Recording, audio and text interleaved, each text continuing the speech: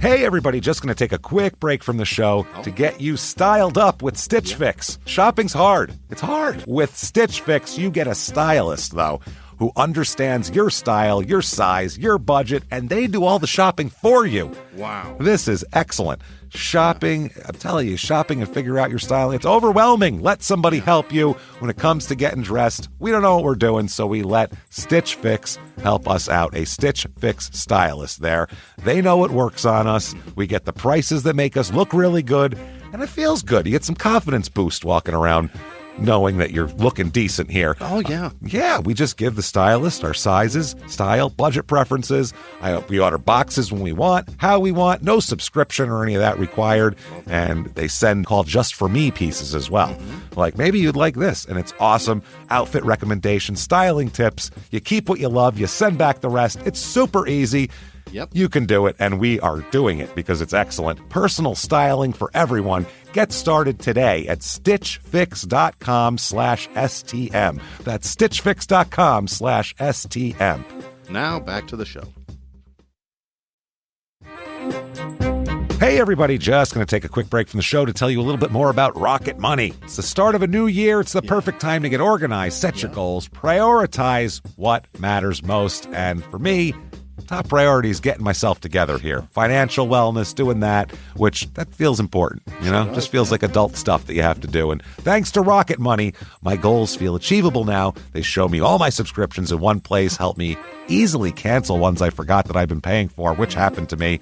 Absolutely happened to me. I had, for years, I was paying for something. I was like, what is going on here? Rocket Money found it and saved me lots of money since then, because it's been a while. So they did a great job here. Rocket Money is a personal finance app that helps find and cancel your unwanted subscriptions, monitors your spending, and helps lower your bills so you can grow your savings. Rocket Money has over 5 million users and has saved a total of $500 million in canceled subscriptions, saving members up to $740 a year when using all the app's premium features. Cancel your unwanted subscriptions and reach your financial goals faster with Rocket Money. Go to rocketmoney.com/smalltownmurder today. That's rocketmoney.com/smalltownmurder. rocketmoney.com/smalltownmurder. Now back to the show. Hi, I'm Ashley Flowers, and if you're like me and grew up watching America's Most Wanted and reading Nancy Drew, then hi, you're a crime junkie. And I bet that passion for solving mysteries never went away, which is why we've assembled a team of reporters to dig deep into all the cases we still obsess over. Each Monday, my best friend Britt and I will bring you a case that you won't be able to stop thinking and talking about. So join us by listening to Crime Junkie wherever you listen to podcasts. This week, in Silver City, New Mexico, when a young woman is found killed in a pretty strange way, suspects immediately include her abusive soon-to-be ex-husband, her new seemingly-too-good-to-be-true boyfriend, and the weirdo who lives with her landlord. Welcome to Small Town Murder.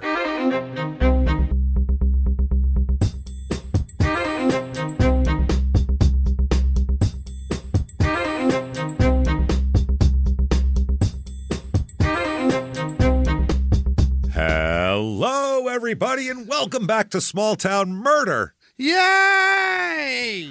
Oh, yay indeed, Jimmy. Yay indeed. My name is James Pietragallo. I'm here with my co-host.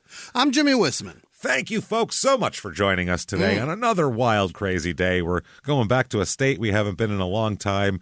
Yeah. And it's Jimmy's one of his least favorite states. And I fucking hate it. as a matter of fact, always very dirty, nasty crimes going on whenever we do the New Mexico murders. They're always a little extra stank on them, so it'll be a good time today. And before we get into that, though, definitely want to say thanks for all that you do for us. Yeah. Head over to shutupandgivememurder.com, number one. Get your tickets August the 12th.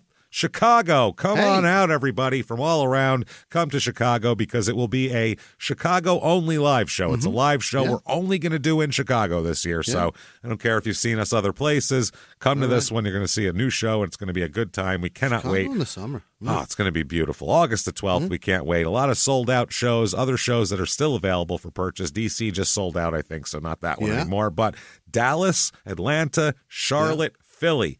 Everything else is sold out. So thank you guys for doing that for us. We really do appreciate that. Head over to patreon.com/crimeinsports, and that is where you're going to find all the bonus material that your heart could possibly desire. Anybody $5 a month or above, you get everything, the whole back catalog. It's over 200 episodes of bonus material, plus new ones every other week. They keep coming, and this week is no different, and they're fun this week, too. For Crime and Sports, we're going to talk about, and you get access to this, of course. By the way, listen to Crime and Sports, not only the Patreon, the regular show. Crazy over there. Lots of murder lately, lots of wild stuff, and if you think this show's funny, I guarantee you'll think that show's funny. So give it a shot, I'm telling you. Anyway, for the Crime and Sports bonus, you're going to get theme park disasters. We are going to talk about some nasty things that happen at theme parks, which is perfect because they just had that one with that roller coaster with the broken support thing, and that just happened. Did I miss it? Probably. It just happened a couple days ago. It was a big deal. Great. So, and then for Small Town Murder, we're going to talk about some of the craziest prison riots of all time for that one. So, all right.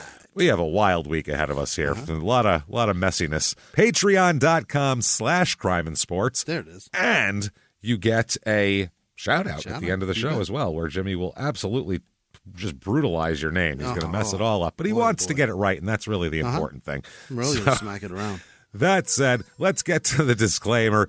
This is a comedy show. It is. We are comedians. That doesn't mean that the show isn't real and everything isn't true. Unfortunately, every single one of these facts is real and true, and it's meticulous research, and then we jump in with some jokes, and that's the other thing. You might think, who makes jokes at a murder story? Who would do it? Fair. You know what? Very fair. But we do it tastefully. That's the thing. There's nothing. This isn't like murder porn. There's nothing funny about an actual murder. So there's nothing funny about a beheading. That's not funny. What's funny is someone going, I think I can get away with this as long as I can get that head off that body. That's crazy.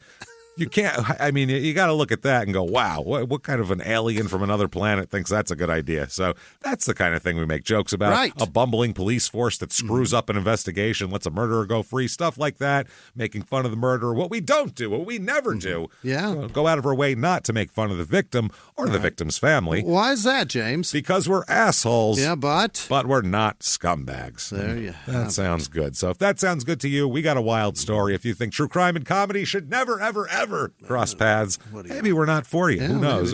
Maybe it'll be a bad first date. Maybe it'll be a first date where you'll go, I never thought I would like him, but there he is. So who knows?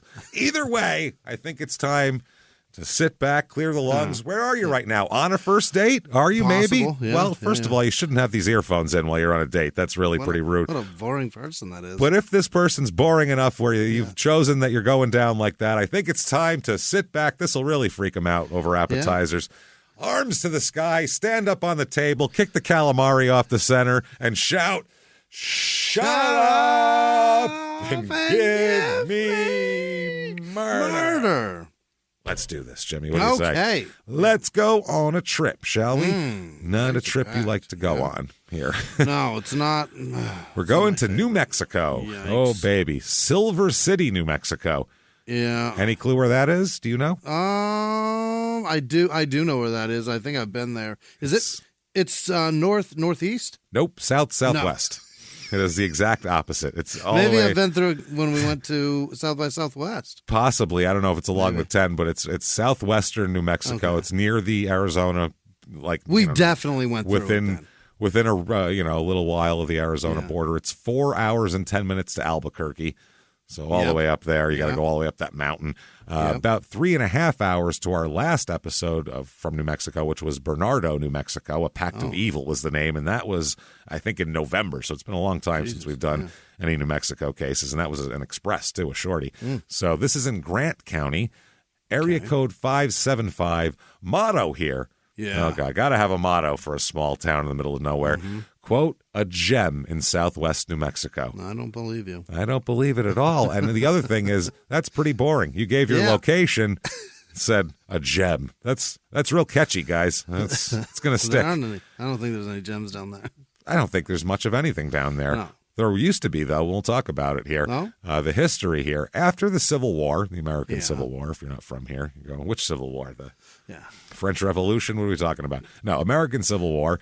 This became kind of a settlement known as La Cienega de Vicente, which means the Oasis of St. Vincent, apparently. Right. So a bunch of prospectors came, and Silver City is founded right after that in 1870, What do you think they had there, Jimmy? Oh, shitloads of coal, of opal.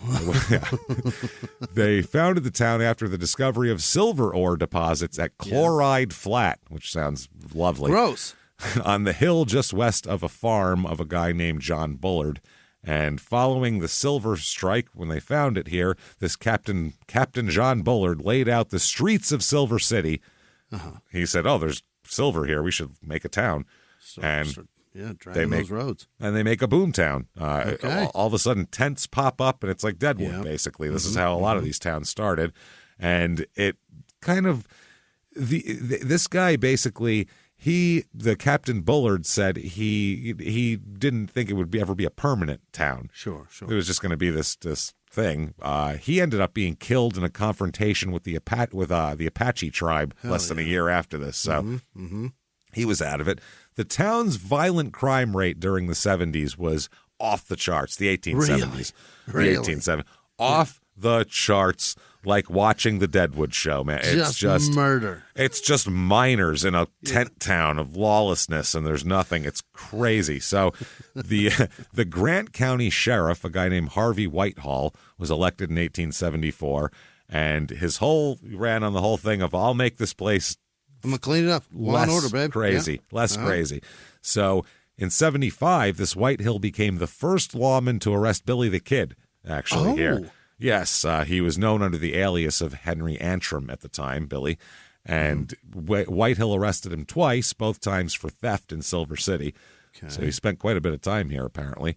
And the second time, though, the sheriff testified that he did not believe that Henry Antrim, a.k.a. Billy the Kid here, he said he believed that he didn't do the actual stealing, but he was assisting and hiding in the property. So he actually got him less of a sentence for there.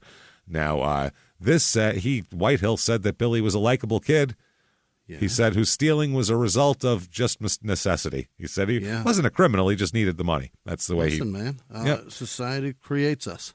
Absolutely. I think Billy the Kid's mother is buried in the cemetery here in town as well. Yeah, I guess he would have a mother. That's somewhere. Never hear about her. Yeah. Someone had to spit him out somewhere. So everyone comes from somebody's something.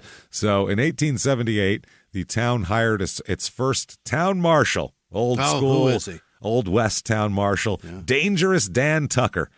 Oh, we got a dangerous logo. Hell yeah. That's fucking awesome. That's sweet, man. Dangerous Dan. Butch Cassidy and the Wild Bunch were also reported to frequent the Silver City saloons in the 1800s as well. This town was built with high sidewalks in the downtown area to accommodate constant flooding.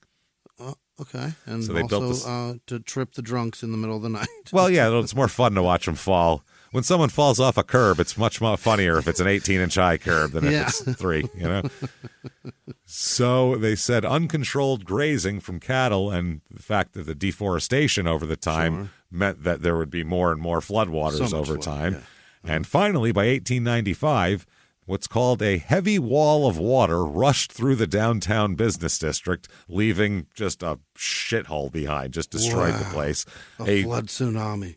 Yeah, a ditch 55 feet lower than the original street level was created to, accommodate it, I guess so, yeah. Businesses on Main Street had to begin using their back doors as main entrances because it was so fucked up, and eventually they were permanently used as the new front entrances.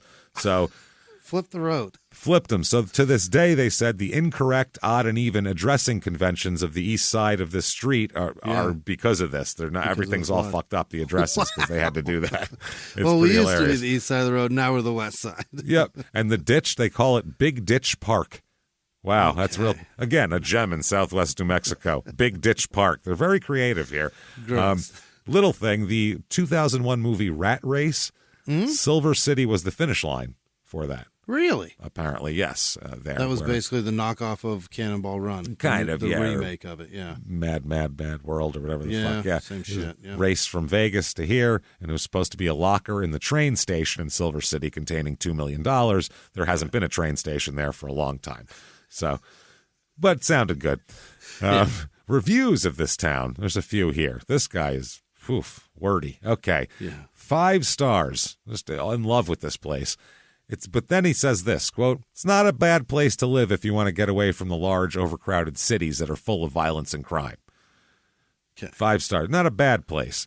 Okay. Silver City is a quiet little place to meet nice people and get away from the stress.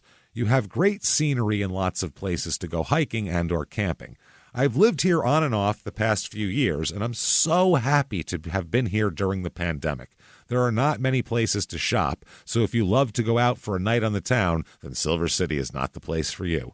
The largest store here is the local Walmart. Oh Lovely. no. They have a very small movie theater downtown, 1 screen and 156 seats. Did he count or ask? Well, that's a very specific number. 156. He found out definitely. He works there. Maybe he works there. Yeah. They usually play older movies, which is nice if you like that sort of thing. The shops and restaurants are locally owned and operated, which is good with good food and company. Since Silver City is not far from the famous Hatch, New Mexico, where you can enjoy their delicious green or red chili with any meal. If you need a gym, the local No Excuses Gym is open 24/7 and is great. 24/7, so you have no excuses. No fucking excuses, pussy. Get in there. Anytime. Anytime. 4 stars, the next one. Hometown pride is required for me. The fuck does that mean? I have to say I like it because I'm from here? That's stupid. That's why things don't get better, because people go, oh, it's perfect here because I'm from here. Well, good. And wallow in it, shitbag. Yeah. What do you want from me? Because my mom's water broke here. What? Yeah. What does that matter? All right.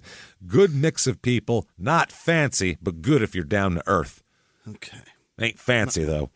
Looking for fancy shit, ain't for you. It feels like you're forcing me to like it, and I don't like that. I don't like that at all. 3 stars. Quote, it's 1 sentence. I think there could be more of a option around here. Of a option. A option. I don't know why. What's up with that? Yeah. It's interesting here. 3 stars. Visited Silver, just Silver. Doesn't even say city. I started to say city, and I'm like, wait, I'm fucking their review up. Visited Silver 6 times with plans on moving there, but I don't think that will happen. Great. Talk about the town. We don't care about your personal life. Something happened. Yeah. Also, I'm allergic to peanuts. Who cares? Fuck you. 6 times, though, James. 6 times. They're really into it. It's a lovely place to visit, but also lonely as well. People are very friendly, but there's also standoffishness that I can't fully articulate.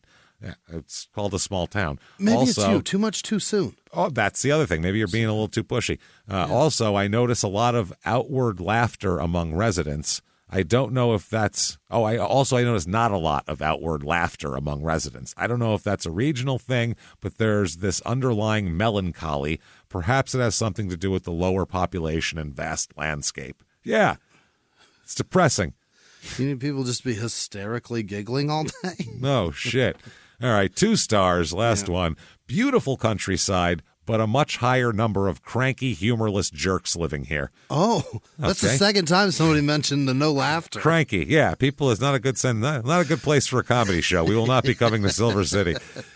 I've lived all over, and these are the strangest slash worst folks I've encountered. Some good people, of course, but many here are walking around with bad attitudes. I planned my move here for 5 years, and after 1 week, I knew I had made a huge mistake. Adios, baby. That's the last one. Adios, baby.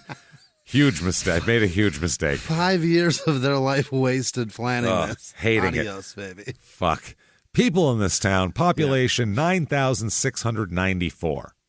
Okay. So, yeah, there you go. Male, female, way more females. That's big, right? I guess. It's spread out, though. It's in the middle of fucking desert. Okay. I mean, it's, a lot it's of over people. there. It's less than 10,000. That's not really that Still many. seems like a lot.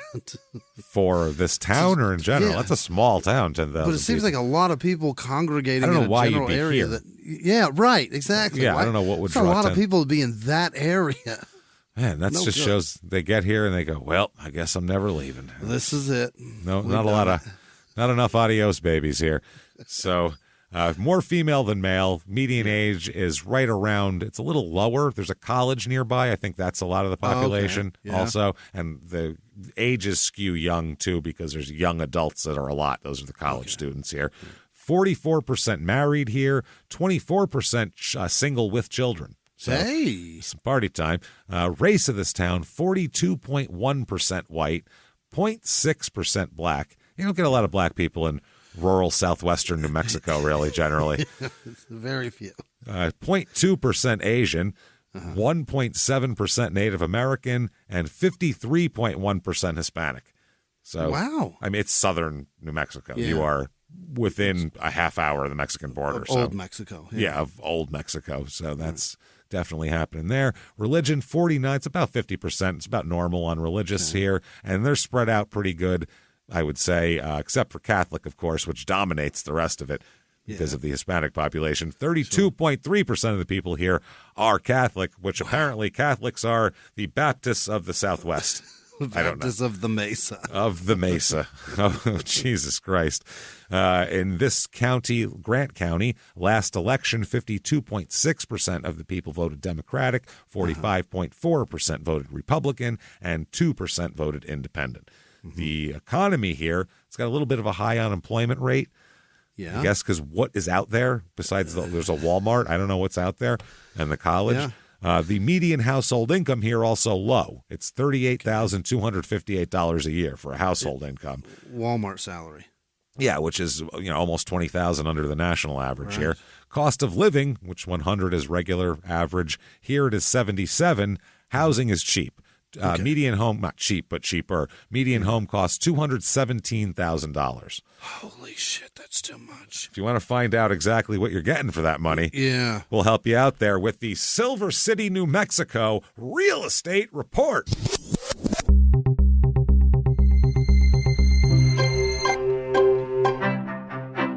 Average two-bedroom rental here is $810 a month, which is actually much lower than the national average. Yeah.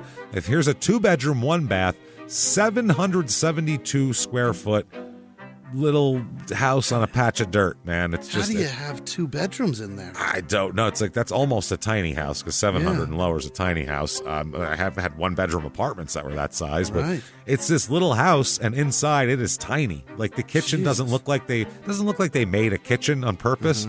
Looks like they were like, well, we'll make this room into half kitchen, I guess. We'll put a stove there. You gotta have weird. like RV-sized appliances in there. Yeah, it's built in 1940, so it's old and small too. But it's also pretty inexpensive. $135,000 for that. That's not bad. So that's something. Here's a 4-bedroom, 2-bath, 3,685 square foot house. That's pretty big. That's spacious. Built in 1888. So built during the boom here. Likely added on to over the years then. There's no way they built 3,000 square foot houses in the 1880s. Or maybe that was like, the guy who ran the mine lived there. We don't know. Mr. Bullard's place. It's the weirdest house I've ever seen in my life. It's two-tone green. That's the whole house. What? It is a mint green, the body of the house. I mean minty mint green. And then the roof is dark green. Roof is green. You can see this shit from space, dude. It's so green. It's so fucking. It's like a piece of gum. Like it's the only thing green in New Mexico. It's a spearmint house. It's the weirdest fucking house. And inside, it's all shitty too. It looks like it needs a lot of work. Outside, it looks like clean but green. Clean and green, babe. But inside, it is a wreck. So not that great. $349,000 for that. For almost 4,000 square feet, that's pretty decent. And there's a small piano in one room for some reason. It's totally cleaned out, except it's just a small piano. It's in the middle of the room, too. I don't know why. Next up, 3-bedroom, 2-bath, 2,267 square feet. Okay. You get some acreage with this one, a few acres. This is like the classic Adobe. Like it has the Adobe thing in front of the house with the two doors, and you open, and then the house is behind it. It's the classic Adobe, New Mexico. A gunfighter's going to come up and kill the whole family type of thing. Mission Bell kind of house. It's exactly what it looks like. $799,000 for that thing. Holy shit! So I mean, I don't know. You get some desert. Fucking mind. I don't think I want that. Things to do here. Yeah. Jesus. Besides go to Walmart, the Hummingbird Festival, baby. I can get down with this. Yeah, it's just, quote, watch the banding of the hummers, which, by the way, is a great... What the fuck? You can go to any, downtown area in any major city and during the middle of the night and go, watch the banding of the hummers as blowjobs are doled out. Yeah. Because that is crazy. That happens in the early morning, so you got to show up early for this. Yeah. There's also children's activities, people speaking about hummingbirds. Yeah. And they keep calling them Hummers repeatedly on this, which just makes me laugh. Don't like that at all. It's 8 a.m. to 3 p.m., so I'd stroll in just as it was ending, so that's no fun. Don't like that. Doesn't look like it costs anything. You just wander in there and look at hummingbirds, so that's nice. Then there's the Grant County Fair. Grant County Fair, and this seems like a lot of livestock and animal things involved in this. That's what these places love. The first day of it is general livestock meeting. Oh, you get to go say hello to them? Then, quote, weighing and sifting of all animals. How sifting? Do you sift I don't know how you sift an animal. Poultry and rabbit entries accepted. Okay. Then it goes on to, they talk about the exhibits closed for judging. The pig show is coming up on Thursday.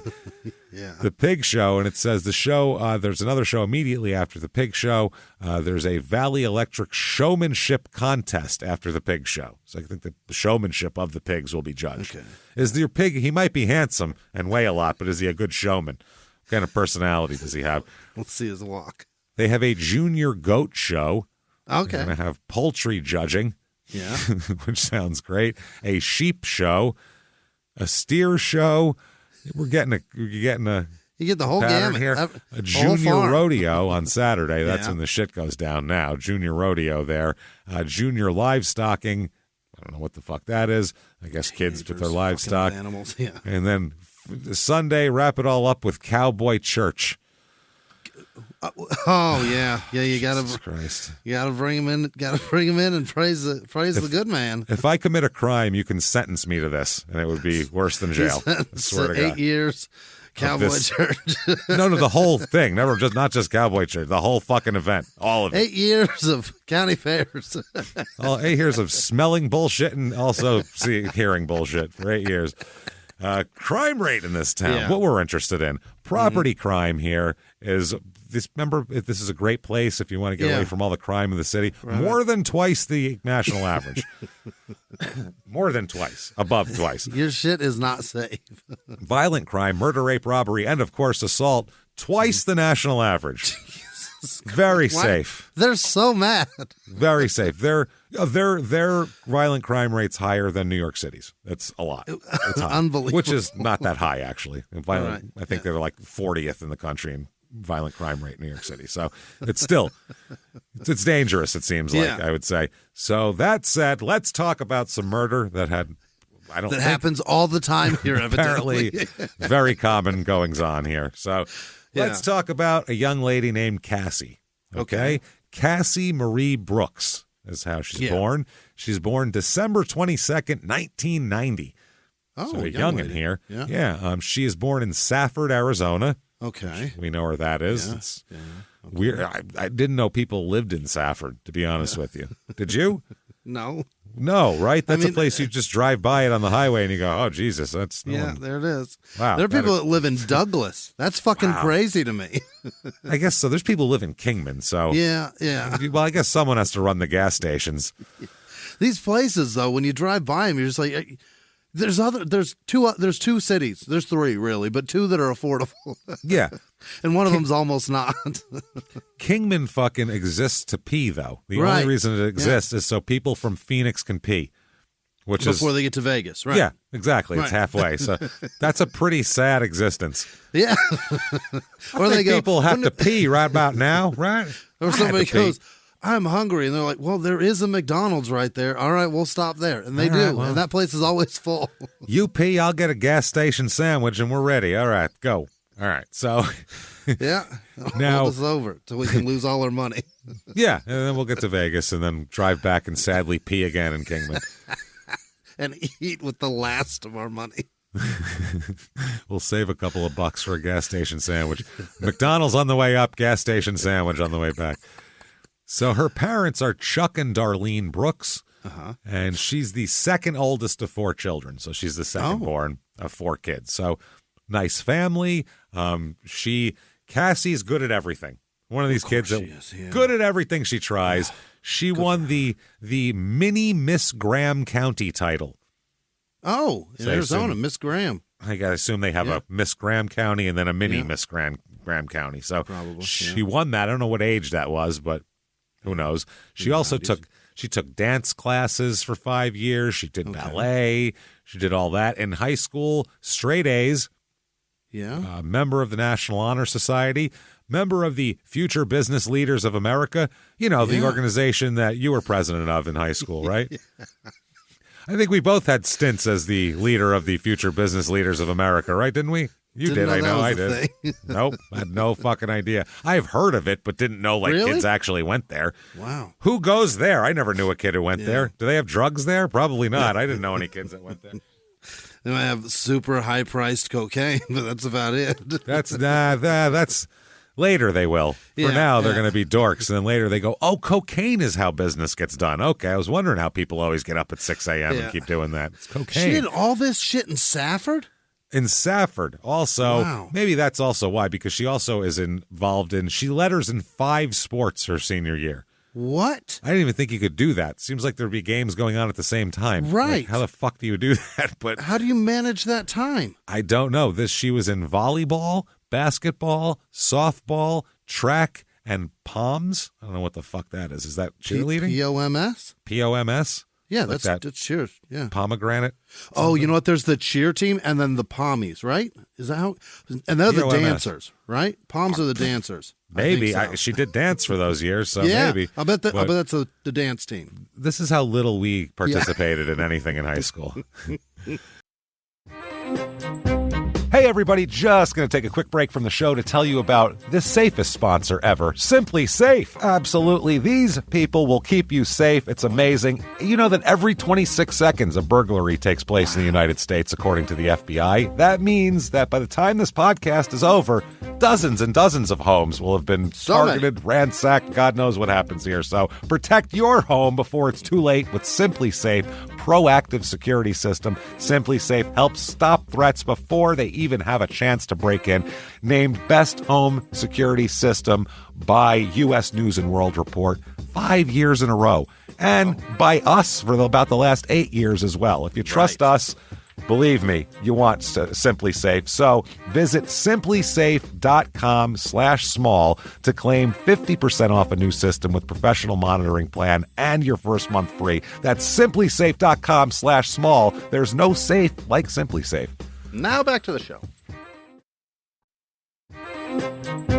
Hey, everybody. Just going to take a quick break from the show to tell you a little bit about Sono Bello. You know, the most known secret with celebrities and influencers and all these famous people is so many of them have had lipo.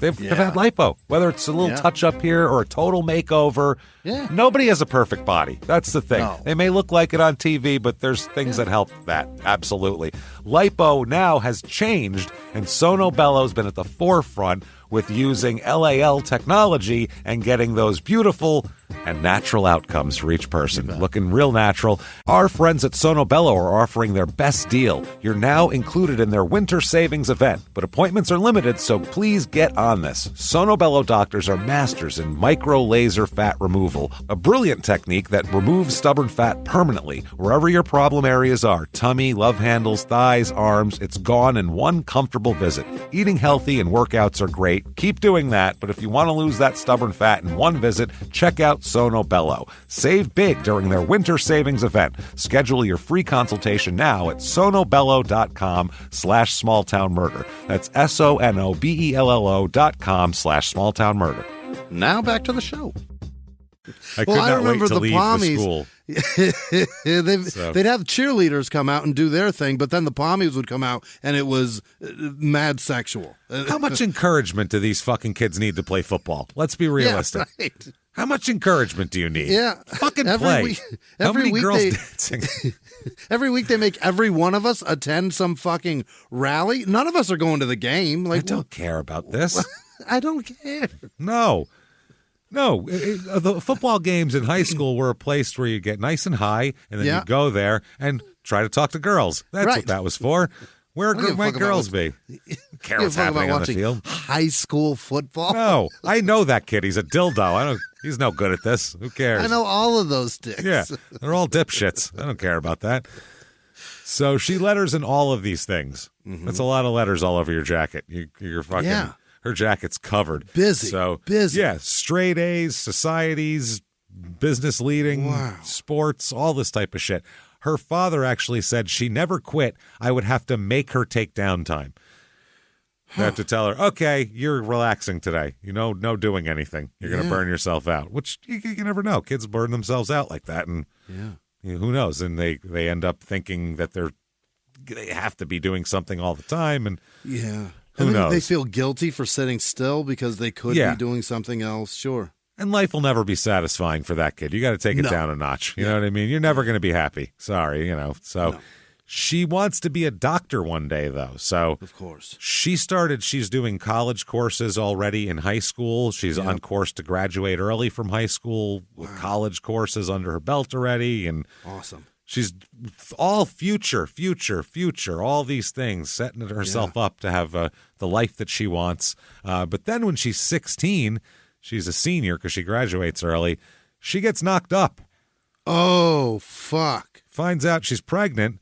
And, and is going to have the baby, which she seems, Seems capable. If anybody's capable, she's capable here. So, but this is a bit of a speed bump in the plans of medical school. Anyway, it's not easy. Yeah. So who is the culprit here who knocked up young 16-year-old Cassie here?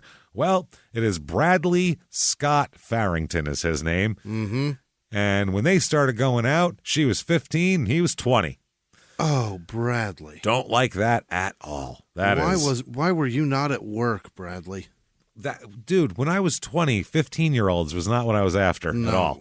Not even close to that. So there is something wrong with you if you're 20 and you're looking at 15-year-olds as like long-term, I'm going to hook up with this chick, man. You're 20. She's a sophomore. What the fuck is wrong with you? You're allowed to leave it in also. That's crazy. I get that she's obviously mature. She's obviously smart and mature. And he's a 20-year-old dipshit from Safford. So to be honest with you, she's probably way more mature than him. Probably. You know what I mean? Like in terms of that, but his dick is 20. Right. And I don't want it anywhere near her. It should be not near her. When she got pregnant, she could like celebrate by getting her learner's permit. He could celebrate by going to the bar and getting shit-faced because he was 21. So those are different celebrations. You shouldn't be together at that point. Yeah, if your ID can get you into things, it also should keep you out of other things. Like 15-year-olds' pants. Right. First and foremost. The kiddie slides. Yeah, that's one right there. So within a month of things, she's pregnant and she's finishing her senior year while she's pregnant and everything. Right. So within a month, she had a baby, graduated from high school, got married to Brad, and moved out of her house in the same month. Oh, my. This is all at, 17. Life flying at her. Yep. A year ago, she's a happy-go-lucky kid thinking about medical. She's Doogie Howser a year ago, and now she is, literally in a trailer park in southeastern Arizona or whatever, fucking with a baby and some dipshit who's 22 or whatever. And yikes. Life has changed a lot here. She does start college, though, right away. Really? She goes to college. She changed her plans for medical school, though, because she said that was just a mouth to feed. Yeah. It's just not going to be possible. So she ends up actually going to school, and we'll talk about that, and she becomes a nurse, an RN instead. Okay. Because there's just less. You can't. If you have children, you can't do residency as a doctor. You're 18 hours a day and sleeping there and all that. If you have kids, it's kind of impossible to do that. I don't think they have a nursery there that you can drop the kid off at. And even then, you'll never see the kid anyway. No. What's the point? You might as well just give it away at that point. Yeah. So she, over the course of the next couple of years, she becomes a nurse, gets a job, and also has another child. They have, her and Brad. Really? Yeah, it's a boy and a girl. The first one's a boy, then they have a girl. Fascinating. I'll leave their names out of it. They don't get condoms down there to southeastern Arizona. No, they get lost usually, I feel like. Once you get outside of the... Yeah. It's very hot there. It's very hot. They don't get to Safford. Liquid in the packet. They're taken by the banditos behind with big truck. Bandanas on, and they're on horseback. They're very old-timey. It's very old-timey. They come out, and they're like, give it all up. It's all the Trojans. With your 6 shooters going. So she does all of this. March 24th, 2008, Brad he becomes officially a Silver City, New Mexico police officer. Well, hey, he's got a little bit of direction. That's nice. Yeah, they move to Silver City. He becomes a police officer. Mm-hmm. She goes on to complete her associate's degree and receives her RN degree from WMNNU, Western Western Mexico New University. I have no idea. She worked WMN? WMNU. Huh. It's the school here, but who knows what it is. Yeah. So she worked at the Gila Regional Medical Center in Silver City. Okay. So she's working there. She's an RN, and she is also completing her education, and she wants to get her BSN. Yeah. And while raising her kids and working as an RN. So she's got a lot going on. No As we shit. know, she must be very good at scheduling. Yeah. And like keeping to schedules, because Right. to have all this shit going on, and she's always had all this shit going on. She must have like a planner back in the day, and like 2008, she's got it on her BlackBerry. Things Yeah. are pinging all the Yeah. time, telling her where to be. I'm overwhelmed when my kid has 2 practices in a week, God. and I'm like, oh my God, which day, what time? And I'm panicking. Oh yeah, I don't know what to do. We have a show today, and I was like, I don't know, dinner last night. I got a show tomorrow. I don't know what I'm doing. That's how I have no clue.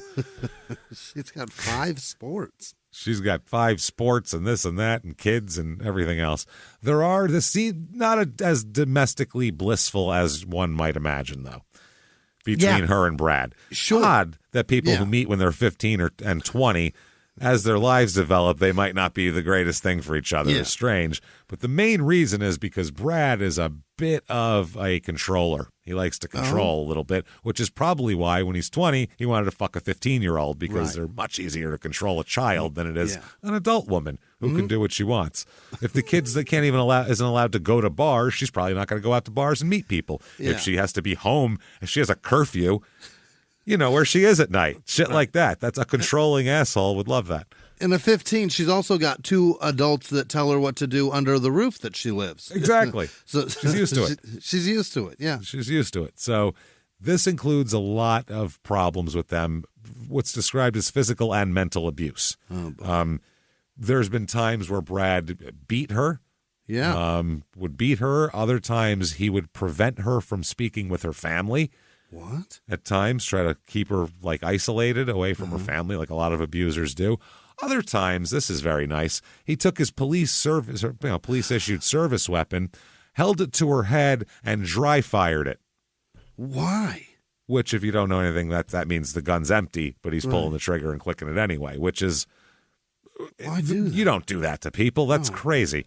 And he would do this on more than one occasion. This was a common thing, just to show the control. Look how scared you are. Yeah. Because she didn't know if it's loaded or not. Don't worry, it's empty. Look, trust me. Yeah. Keep pulling it. What the fuck?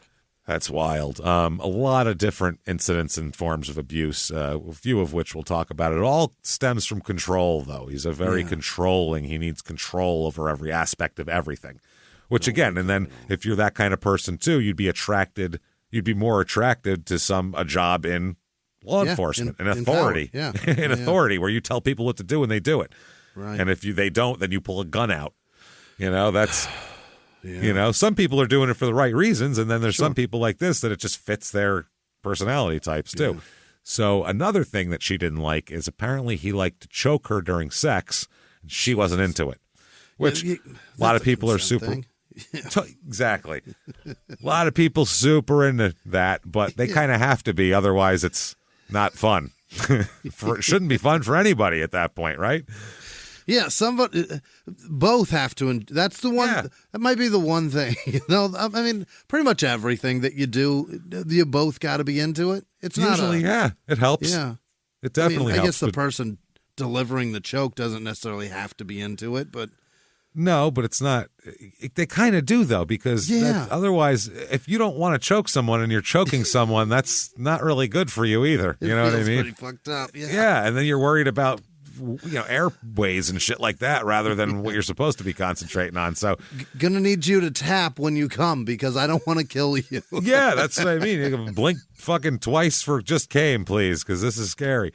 No, that's what I mean. But Right. this is it shouldn't be good for someone who, this is his thing, though. He likes to choke and have the other person not want to be choked, apparently. That's frightening that like the... Because it's control. When the person doing it is the one that likes it, that's fucking that's weird. What I mean. That's scary. And the other person doesn't like it at all. I don't. Why do you need this? Yeah. You're not even feeling anything. Because the choker might be getting off on the chokee, getting off on it. Right. You know what I'm saying? So that might be the part cyclical that's thing. good. Even if you don't want to choke, if they're getting into it, you might be able to get into it. But if you... If someone doesn't want to be choked and you're like, I can only come if I choke you, that's fucking weird. That's crazy. That's a little strange. See a psychiatrist. Please see us before you see a 15-year-old. See a psychiatrist. I beg you.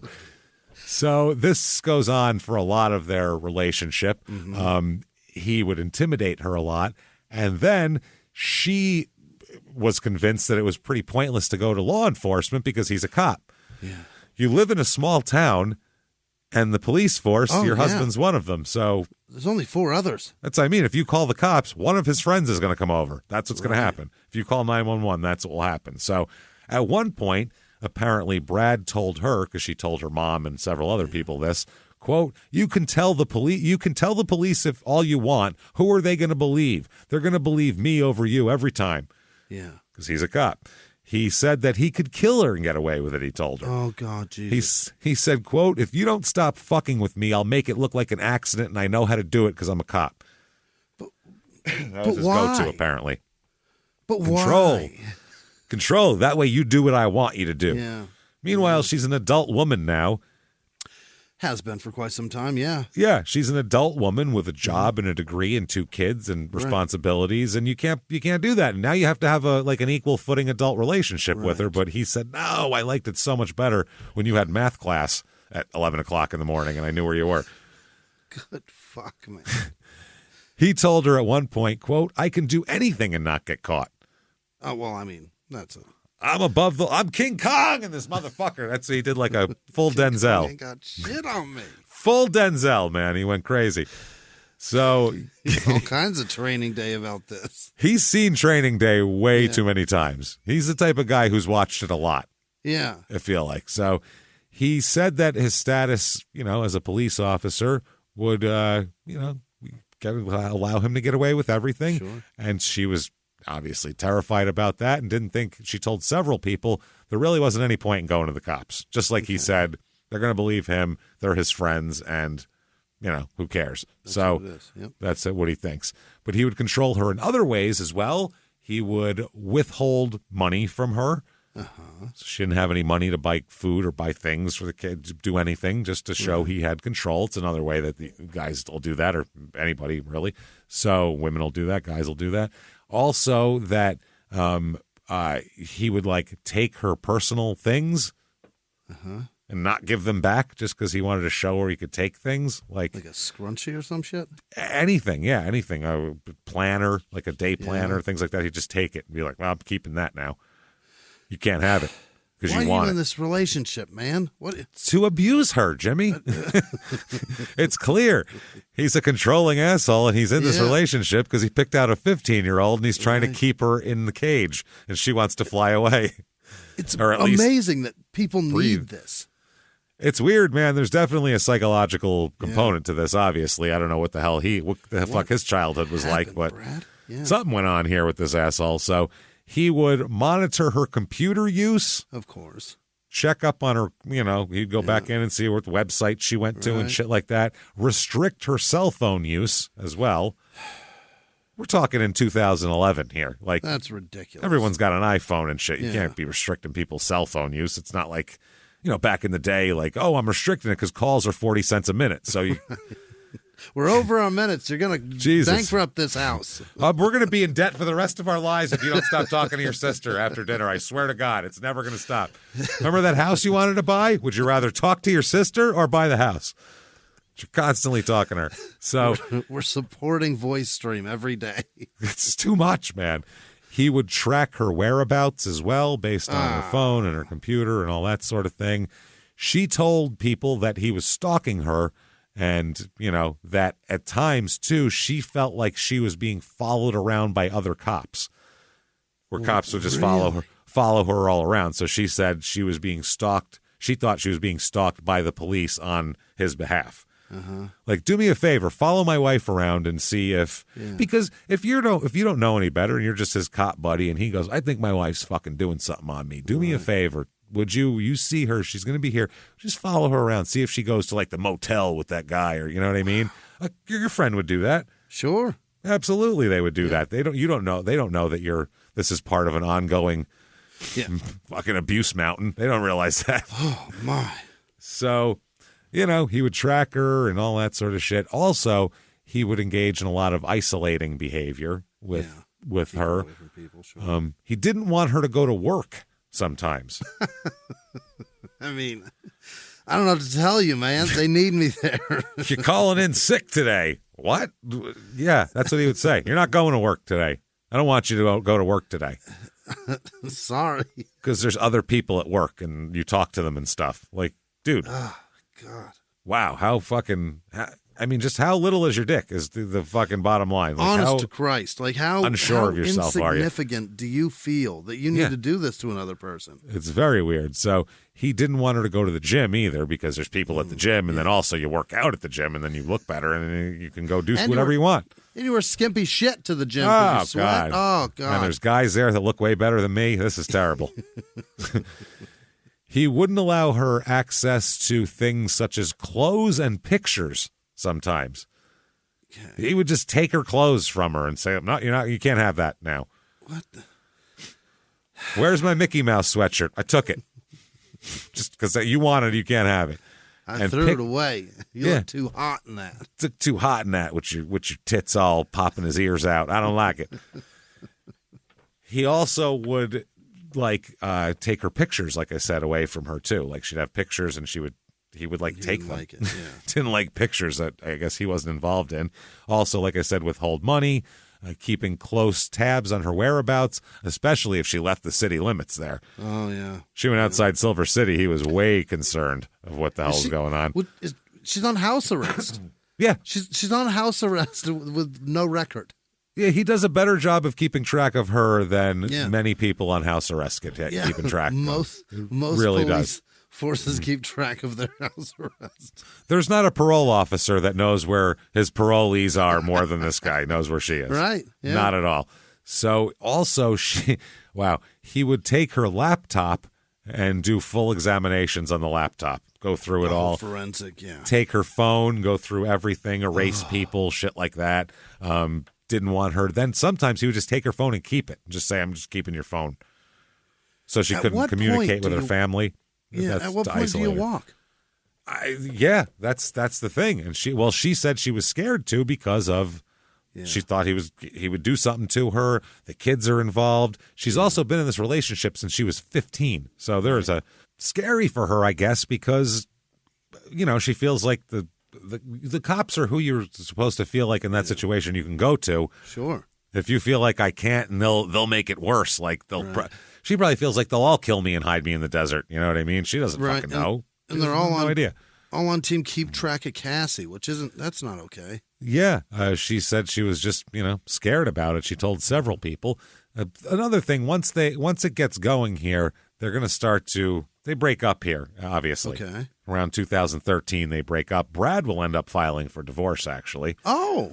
Because he wants to get remarried very quickly.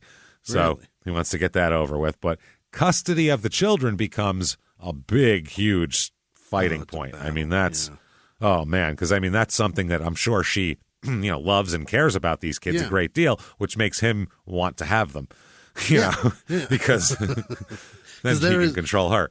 They're her new Mickey sweater that he won't let her wear. Exactly. So that's how it goes. There's a bunch of people that she talks to that hear, all about the continuing issues and constant things with this. He would threaten to take the children away completely. I'm going to take the kids away from you. He once took the children away and indicated to her that she couldn't know where the children were until she decided if she was leaving the house or not. Are you going to leave me or not? She's like, I need some time to think. And he's like, well, you can do it alone because I'm keeping the kids till you think about it. God. And now you don't even know where they are. I'm just keeping them. So that's a definite want to control you. I'm going to make you make a decision by holding your kids hostage. That's crazy. Who would do that? When the marriage is dysfunctional, the divorce is certainly going to be the same. Worse. Yeah, because now they can put it out in the open, their hostilities. So one night when Cassie's mom was right in the house, so this is how brazen he becomes, he'll do things in front of her mother. Oh. Which is, I would think if you were an abusive person, the people you would not, there'd be several people you would not want to abuse your spouse in front of. It'd be like, the chief of police, probably. That wouldn't look good on your record. And her parents would be, probably right there. 1 and 1A would be those. People willing to testify in court about this behavior. Never mind testify in court. If someone starts beating up my daughter, I'm going to kill him right there. Yeah, he is going to be fucking in a puddle when him, There's that element. Like, it's just not safe. And they witness it at the same time. Just a terrible idea.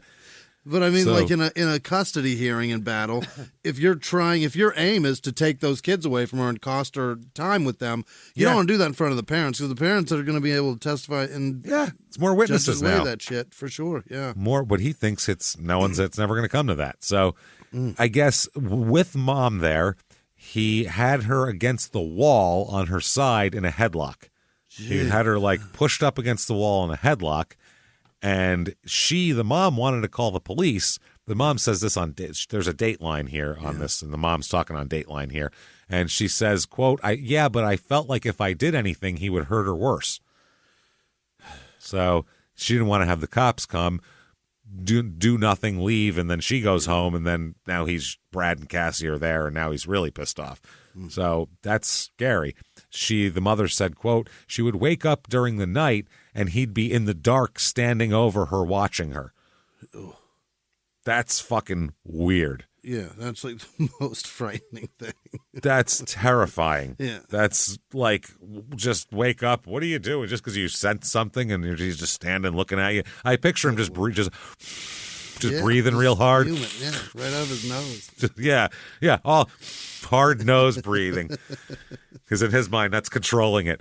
Yeah. So that's what's going on. Weird shit like that. The first time that happened, Cassie told her mom, he's going to kill me. He's going to kill me. He's standing over me in the night, like contemplating how to do it. Why else would you stand over someone in the night unless you're going to hurt them? Right. Here's a position where they're vulnerable. It's just weird. So they said, the mother said she really believed that he would kill her. The mother said that Cassie told her at least 3 times that I think he's going to kill me. Mm-hmm.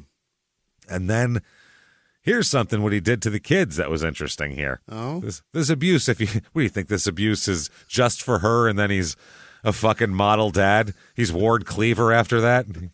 Come on, son, sit on my lap. Let's read a book. I don't think so. Targeted abuse, and then sent on down to the baseball field today. Oh, come on, son. It's time to play catch. I don't see that. So instead, what he did one time is he bound their hands and feet together with duct tape. Okay. The children. Yeah. Okay. Even taped the baby's mouth. Okay. He put tape over a baby's mouth. Mouth. Like what? The point of that I have no words to keep for that. them quiet or frightened. There's all kinds of reasons, I guess, but a baby, though, you don't need to do that to. No, the baby doesn't understand it's a game, and you don't tie also, while the baby's hands and feet are bound also. There's no reason to bind a baby. That's just weird. And a toddler on top of that. Cassie told her mom about it, and he said, oh, it's just a game. You know that game where it's called hostage, where you're fucking, it's called CIA black site, where they're going to fucking just, throw you in a van and tape your hands and ankles together and put duct tape over your mouth and take you to Turkmenistan to anally probe you with a fucking shock thing. They passed. They didn't say shit. They didn't crack. A game worked. They won. It was who could be quiet longer, and they win. So, she's very scared. She told her fellow nurses, a woman named Sonia Sanchez and a woman named Mary Flores, and a nursing student named Robert Scott, she expressed to all 3 of them that she feared her husband would kill her. Yeah. So it's to the point where she's even going to tell her work people about it. Yeah. But they say you need to go to the police. And Sanchez said, quote, she was afraid to call the police because he was an officer and no one would help her. So it was the same rap with everybody. Hate it. I guess Cassie told Robert Scott that Cassie had to lock herself in the bedroom with the kids several times. And one time she actually did call the police, and she was escorted to like a shelter, basically, there, quote, to hide out, is what she told her friend. So Jesus. She did call once, and they took her to a shelter. So that's... It shows that they're willing to help, but they that didn't feels say, shitty, go too. fuck yourself. Yeah. I guess she said, I need to get out of here. And they were like, I mean, okay, we'll take you where you need to go. And she's Only like, place well, we got is I don't know this. where to go. Yeah. So she was so concerned that Brad's fellow officers were following her that she didn't even want to live in Silver City once her and Brad moved out from each other. She wanted to be gone. There's this woman here that works with her who said, quote, I had a 3-bedroom house and she could stay in it for free, but she didn't want to because it was inside the city limits and she didn't want to have to call 911. Right. She said one night at work that there was a possibility that if something did happen to her, that Brad could be the one responsible for it. Awful. So another one here, she walked into an insurance agent named Ralph Jimenez one day, barged into his insurance office, doesn't know this man, not a friend, just an insurance guy sitting there, barges into the office and said, quote, my husband tried to run me off the road.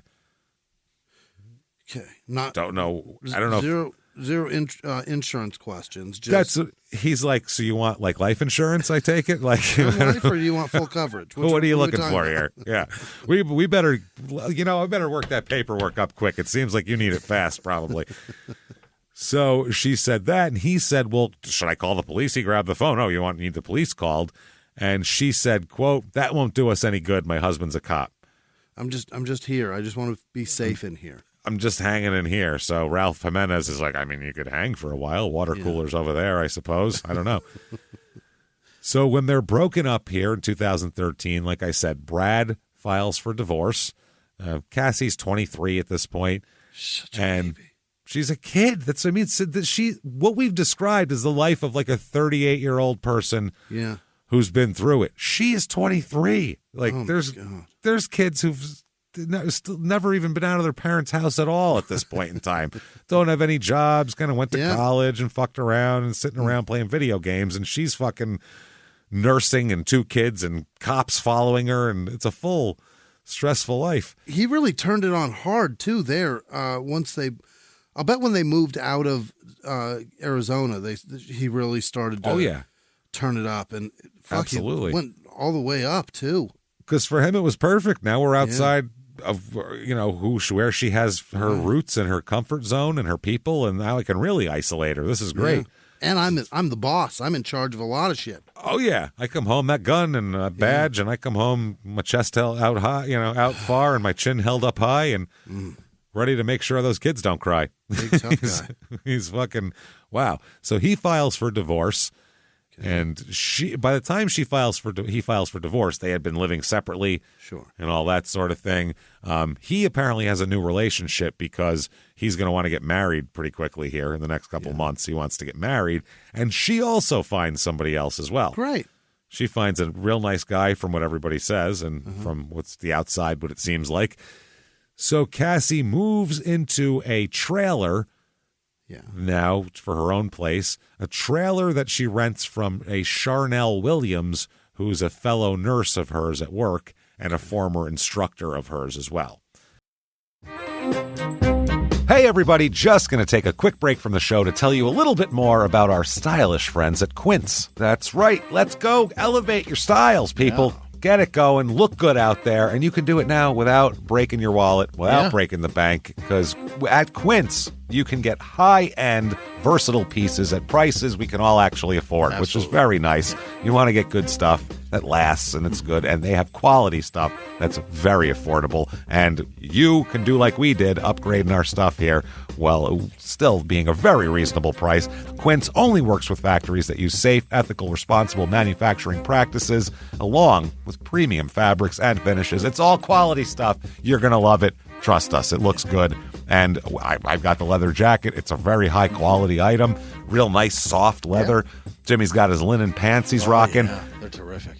Come on, be like us, be fashionable, get in there with Quince, indulge in affordable luxury. Go to quince.com/smalltownmurder for free shipping on your order and 365-day returns. That's QUINCE.com/smalltownmurder to get free shipping and 365-day returns. Quince.com/smalltownmurder. Now back to the show. Hey, everybody, just going to take a quick break from the show to tell you a little bit about a very cool place, Thrive Market. Yes, we are both looking to get into the healthy swing this year. The problem is I don't know what's in everything, and I don't know if even I'm qualified to even read the labels to know if that's good or that's bad. Right. There's chemicals in things, and there's things floating around. I don't know what I'm doing out there. One of my favorite features, and I know you were talking to me about this, is the Healthy Swap Scanner in the Thrive Market app. Yeah, it's simple. You scan any item, and it'll instantly suggest a cleaner, healthier grocery alternative, It's great. Amazing. Yeah. That's great. Thrive Market also takes the guesswork out of finding these safe, healthy foods. For example, like I'm trying to get my protein intake up. Yeah. For energy. I'm always moving around. I need stuff. And I love that you can filter their site by the high protein options. Nice. It's very cool. And you can personalize this portion and you can put filters on it. And get ready. You should be ready for a junk-free start to 2025.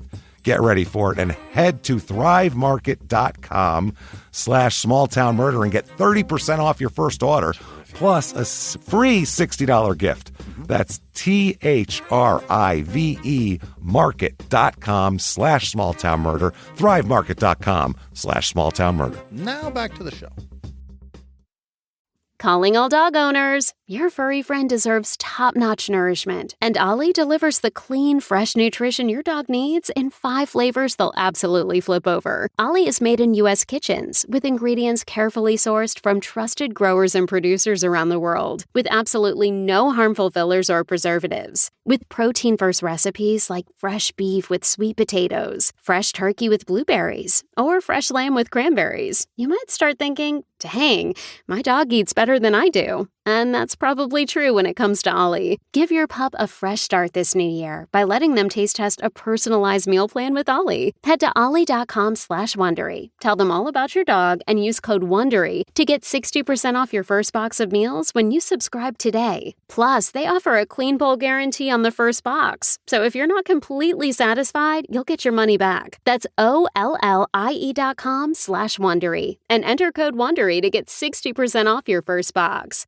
Start your dog's new year off right with Ollie. Start your dog's new year off right with Ollie.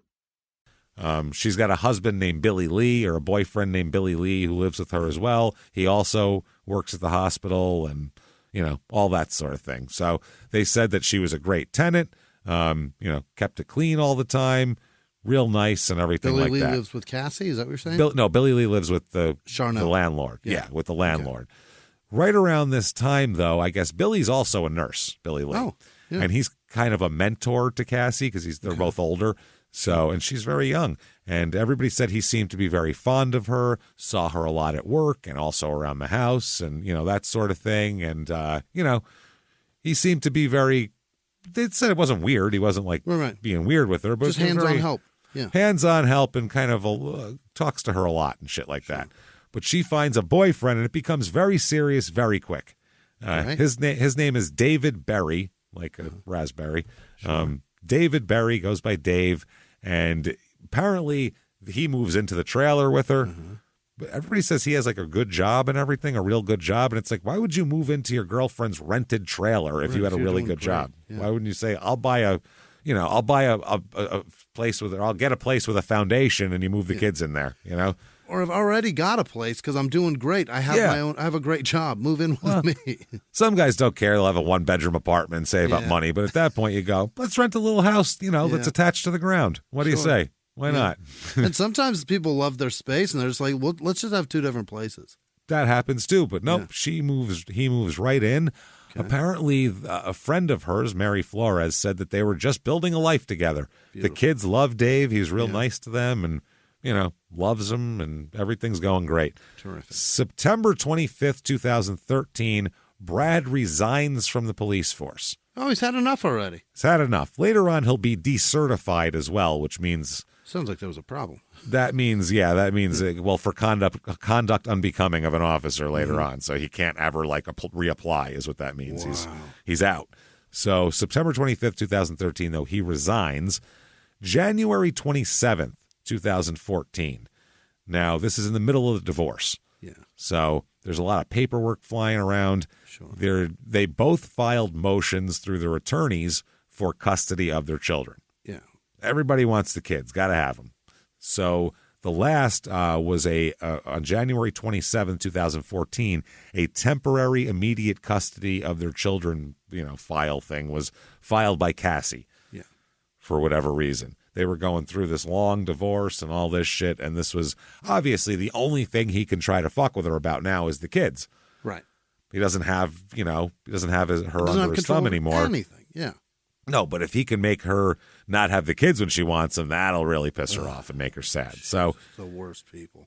She said that she filed this particular action because there was a lot of times where he would take the kids away and not allow her to know where they were, just not call her for 2 days, just have the kids and not check in. Kidnapping. Exactly. That's the thing. Well, a lot of times, though, it would be like his 2 days, but he wouldn't tell her where they are, where they're going, if they're okay. Okay. That sort of shit, too. So March 18th, 2014 here. Mm-hmm. Cassie drives with her mother to Las Cruces and tells her mom that Brad asked for the kids in a few days on March 13th. He wanted to take, or March 23rd, which is in 5 days. Yeah. He wants to take the kids to Arizona with him. But she told her mom, she said no. She didn't want him to do that. And she was saying Brad is fucking pissed about it royally. Sure he had plans. He wanted to do something. She said no. So Cassie told her mother that the next day, after that they were arguing about this, then the next day she said that he called and said, listen, my lawyer dropped me. Oh. Probably owed him money, I assume, or something. Normally lawyers, if you keep paying them, they'll work. That's the thing. Around. Yeah. If you pay their bills, they'll just keep working. You could kill 30 people. New ones will pop up. If their bills are paid, they'll keep, well, let's check this one out. Fine, fuck it. We'll figure out that argument later. Just send the check. Yeah. Or the amount of a huge pain in the ass you have to be to get dropped by a lawyer who you're paying. Wow, you got to be a huge asshole then. Fuck. Yeah. So she said that Brad said lawyer dropped him, so you can just have the kids. Because I don't have a lawyer anymore, so I can't keep fighting this. So you can have them. They're yours. So Fuck I guess they're yours. Yeah. Okay. I guess they're yours. Screw it. He said, all I want them for is I get them for the summers. Oh. That's it. I get not weekends, just the summer. You keep them the whole time, even though I'll be right here. Right. Don't want to come check them out or anything. Just the summers. I'm close by, but just give me them for 3 months a year. Two That's sometimes. It. Two. It's two. Yeah. And he said, but you want them for the summers, and I just want to get everything going because I want to get married because I want to have a June wedding this year. So it's March already, so we got to push through. They're not even divorced yet. I already got a venue, and I need you to figure this shit out. Listen, I got to put a deposit down on the DJ, so is this going to work or not? Like, what the fuck? We have a dessert tasting this weekend. File this shit. It's to that extent. Yeah. Are we going with the chicken or the fucking fish here? This is crazy. You're still married. Oh, yeah. Oh, that's right. Well, yeah, her mom, Darlene, said, quote, she said, how is he planning a June wedding if we aren't even divorced yet, unless he knows I'm not going to be here? So she's starting to get paranoid. Like, is he saying that because now he's going to get me out of the way or something? Is that what that means? Which I don't blame her. Since she's a teenager, her whole life has been kind of, what's he thinking? What's he going to do? Is he going to do this to me? That would last for years, the trauma of that. That's fucking PTSD of that sort of thing. So, unless I'm not there. So Darlene said, quote, then she asked me for my gun, and I said no because I didn't want to see her in prison. Okay. Because she thinks that her daughter might shoot him and then get blamed for it anyway. So she then said, well, what do you think about, or Cassie asked her what Darlene thought about Cassie getting weapons training. Maybe I should get weapons training. Yeah. Maybe that'll help. And she told her daughter that she thought it was a good idea. You got a guy stalking you. You should probably, get yourself protected. And she said, quote, at that point, Cassie just said, quote, he's going to kill me. So over the course of the afternoon, several of Cassie's friends and coworkers here, she had told a bunch of people on this one day about this kind of the same thing. I think he's going to kill me because of the June wedding deal. And she tells several people on that day, if anything ever happens to me, definitely look at Brad. That's your guy right there.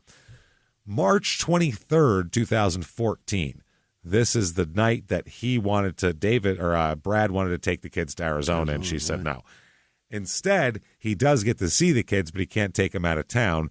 But that night, he found out that the couple's son, the firstborn, refers to David Berry as Daddy David. Brad is not cool with this at all. Yeah. And Cassie, several people of the kid's been calling David this for a while. Yeah. And Cassie tells him, don't call him that because your dad's going to get upset. She's afraid of that. She knows that that's going to cause some problems. So she tells him not to, but he does anyway. Daddy David. There you go. So she just got some good news, though. So if she can just get his tentacles off of her.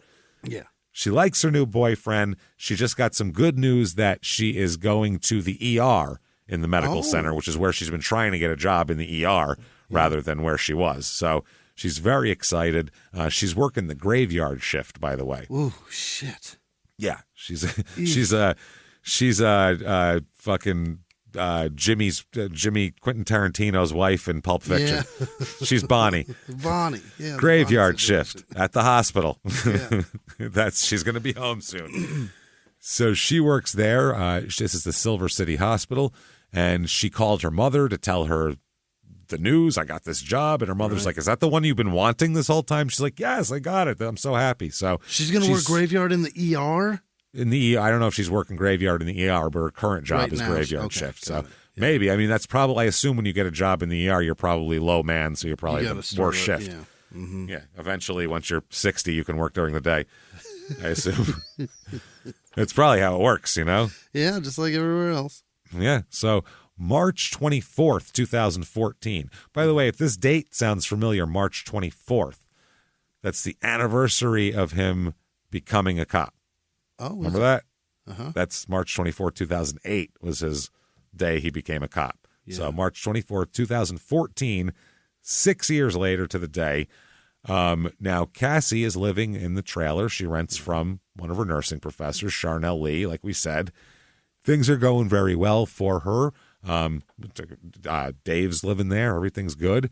She finishes up her graveyard shift at the Silver City Hospital and tells her mom on the phone that she planned to get her kids to school, then take a nap before she had to pick them up from school, give them dinner, and then go to another graveyard shift.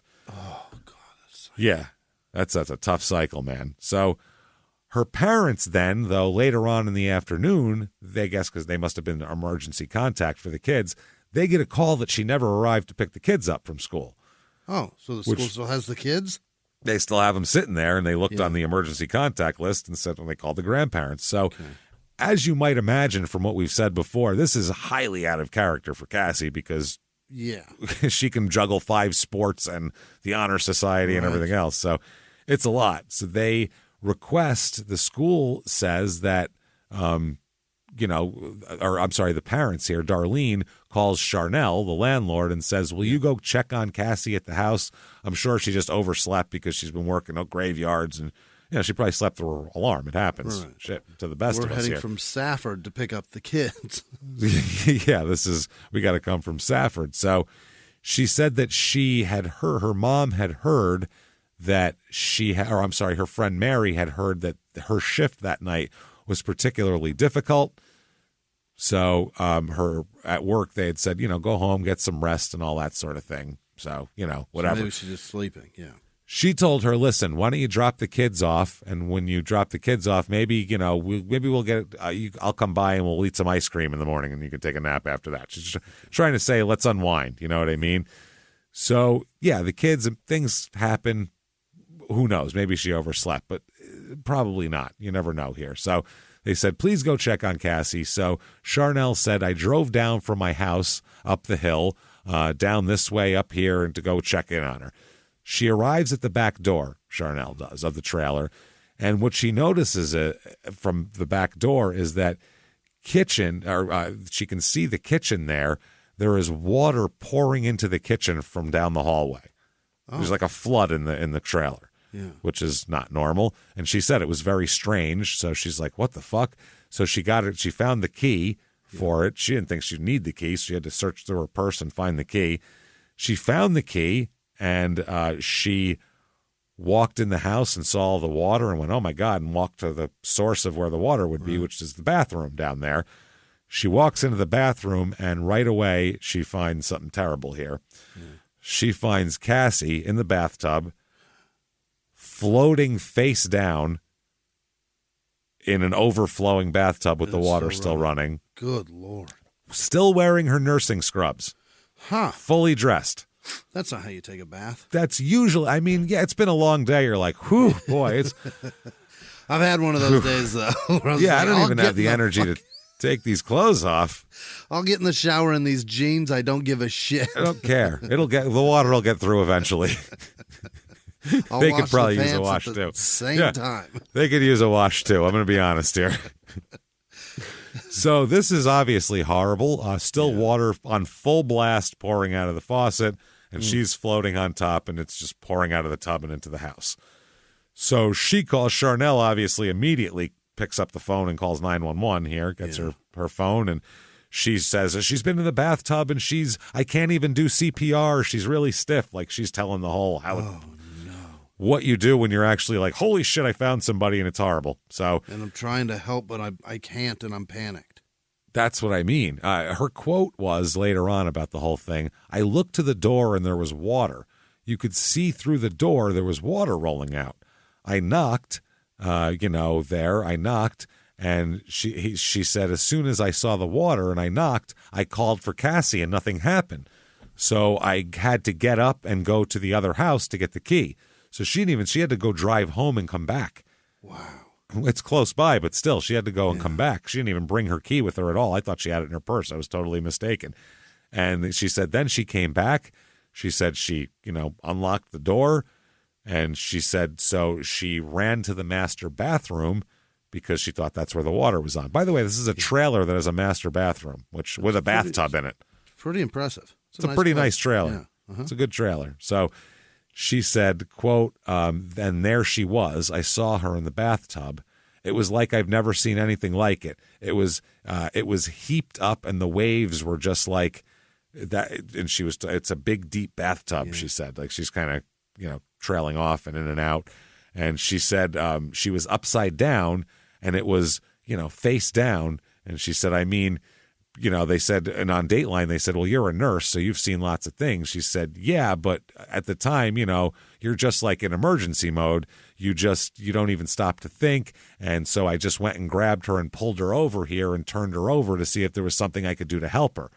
So she didn't leave the thing alone. She tried to see if she could resuscitate her, which is what a normal person would do, especially a person with medical training. Right. Maybe I can help. Multiply it. Yeah.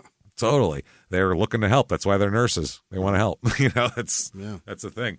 So she said, it was kind of horrifying because she was still in her nursing scrubs. So it was like I had seen her at work like that, and now here she is a couple hours later. She said, I checked to see if she had a pulse, but she didn't. So she said she called 911, and she said, quote, she's been in the bathtub. I can't even do CPR. She's stiff. She's unresponsive. And it turns out she was dead in there.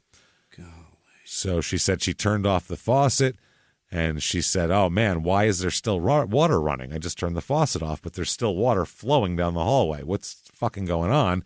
And then she said, I heard water running in the extra bathroom. What the fuck is that about? Was it Danny DeVito and Daniel Stern over here doing this from Home Alone? Bandits. Yeah. Is that what's happening here?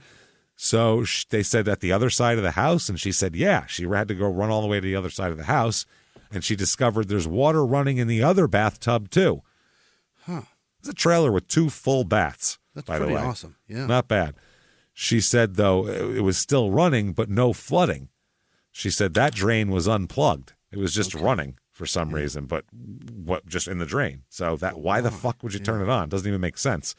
So then she said she looked over and she noticed that the towel rack was broken. Okay. And she In the said, spare bathroom? yeah, she said it was just sort of like yanked off the wall is what it looked like. So very, very strange there, the whole thing. Yeah. So obviously police arrive. Sure. There's a 23-year-old dead girl. They usually don't just drop dead and fall into the tub, generally, with the fully clothed. And they don't draw 2 baths. No, they don't. I can't decide which tub. I'm going to see which one gets warm first. How's that? And then I'll plug that one and wait. And I'll wait. And I'll just leave the other one running, though, obviously, because I don't want to have good water pressure. And I want to really waste all the hot water as quickly as possible. Really got to get it going, yeah. Trailers are known for gigantic hot water heaters that just have hours of hot water. Yeah. Hours of it. A water tower, that's what those are. That's just all hot water. It's all hot, babe. So the lead detective shows up. His name is Detective Jose Sanchez of the Grant County Sheriff's Office. Okay. He shows up here and, processes the scene, you could say, begins investigating. He says right away, notices that there's no signs of forced entry and that Casey's bed is still made, or Cassie, not Casey, Cassie's bed is still made. So she didn't get to lay down. She never went to take a nap. Obviously, she still got her work clothes on. Yeah. And that her backpack from work and lunchbox are still sitting undisturbed at the foot of her made bed. So, okay. Very strange here. Very strange. Yeah. She didn't. I don't know. Yeah. So Cassie's parents, they are notified, and they rush to the scene, obviously. Yeah. And they're asked repeatedly by Jose Sanchez, Detective Sanchez, whether their daughter has been suicidal. Is she suicidal? Is she suicidal? Oh, Sanchez. Okay. I'm a layman here, obviously. I'm not a homicide detective. Yeah. We look into a lot of murders, probably more than any homicide detective ever has in history. But we don't have the training, and we don't have the first world real experience to do that. But based on what I'm seeing, why the fuck would a person fully clothed kill themselves, plug the tub up, fill it up with water, and have another one running? None of it makes sense. That doesn't make sense. It doesn't make sense for a murder either, but even less sense for a suicide. It'd have to be a gigantic swimming pool of a tub to be found face down in it. That's what it is. It's a big again, she's not a big lady either. Right. So, but it'd have to be huge. I mean, if she she plugged up the tub and turned the water on, and she bent down to see the temperature and had a stroke and fucking fell in head first and drowned. That would be one explanation. But why is the other tub on? Right. No one takes 2 baths at once, so never, ever. That doesn't make any fucking sense at all. So there's a lot of puzzle pieces here that we're going to talk about. So they said, no, she's not suicidal at all. All she's talking about is the future and her new job and tomorrow and her boyfriend and all this type of shit. So this is ridiculous. Never lived for today. It's always tomorrow. Yeah. And they're getting upset, stop asking that. So his lieutenant, the detective's lieutenant, Ray Tavison, is also there at the time. He's the supervisor, so he's got to look over the scene. And he's telling them, no, he's just trying to gather information. It's all just standard procedure. Don't worry, don't get upset. So he then says later on, quote, a young lady just doesn't die, out of the blue. We consider it a homicide until we're proven otherwise, is what he says that later on. So the investigators spend about 3-4 hours in the home, going through it, just doing his thing here. Sanchez never dusts for fingerprints anywhere in the property. 3-4 hours. 3-4 hours. Doesn't do anything because from what it looked like, he said it looked like it had been cleaned. So he said, I doubt I'd find fingerprints. He said it looked like it would have been, quote, too clean. Okay. So with the naked eye, you're going to go, whoever did this obviously covered it up. I'm sure they did a perfect job. I won't look for any clues or anything. That's what he did. I think it's a suicide, so looks too clean. Yeah. Wow, that is terrible police work. I doubt I'll find anything. All right, so try. It's worth a look, right? Yeah. How many other homicides you investigating today in Silver City, New Mexico? Probably none. Well, I don't know. It sounds dangerous. He might have 6 or 7 more to go to today. We never know. That's true. It's pretty dangerous. So they bring in the forensic pathologist. They bring in Dr. Michael Hunter as the chief medical examiner for the city and county of San Francisco, the guy they ended up bringing in later because they needed somebody who knew better than who they had, basically, from what I understand. So he's going to, testify later in court and everything to her injuries and manner of death.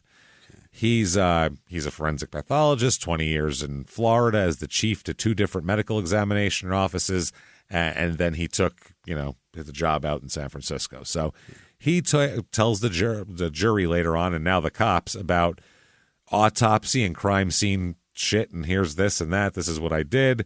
And what he finds is that he said that this seems like a violent assault in which Cassie likely died as the result of a chokehold.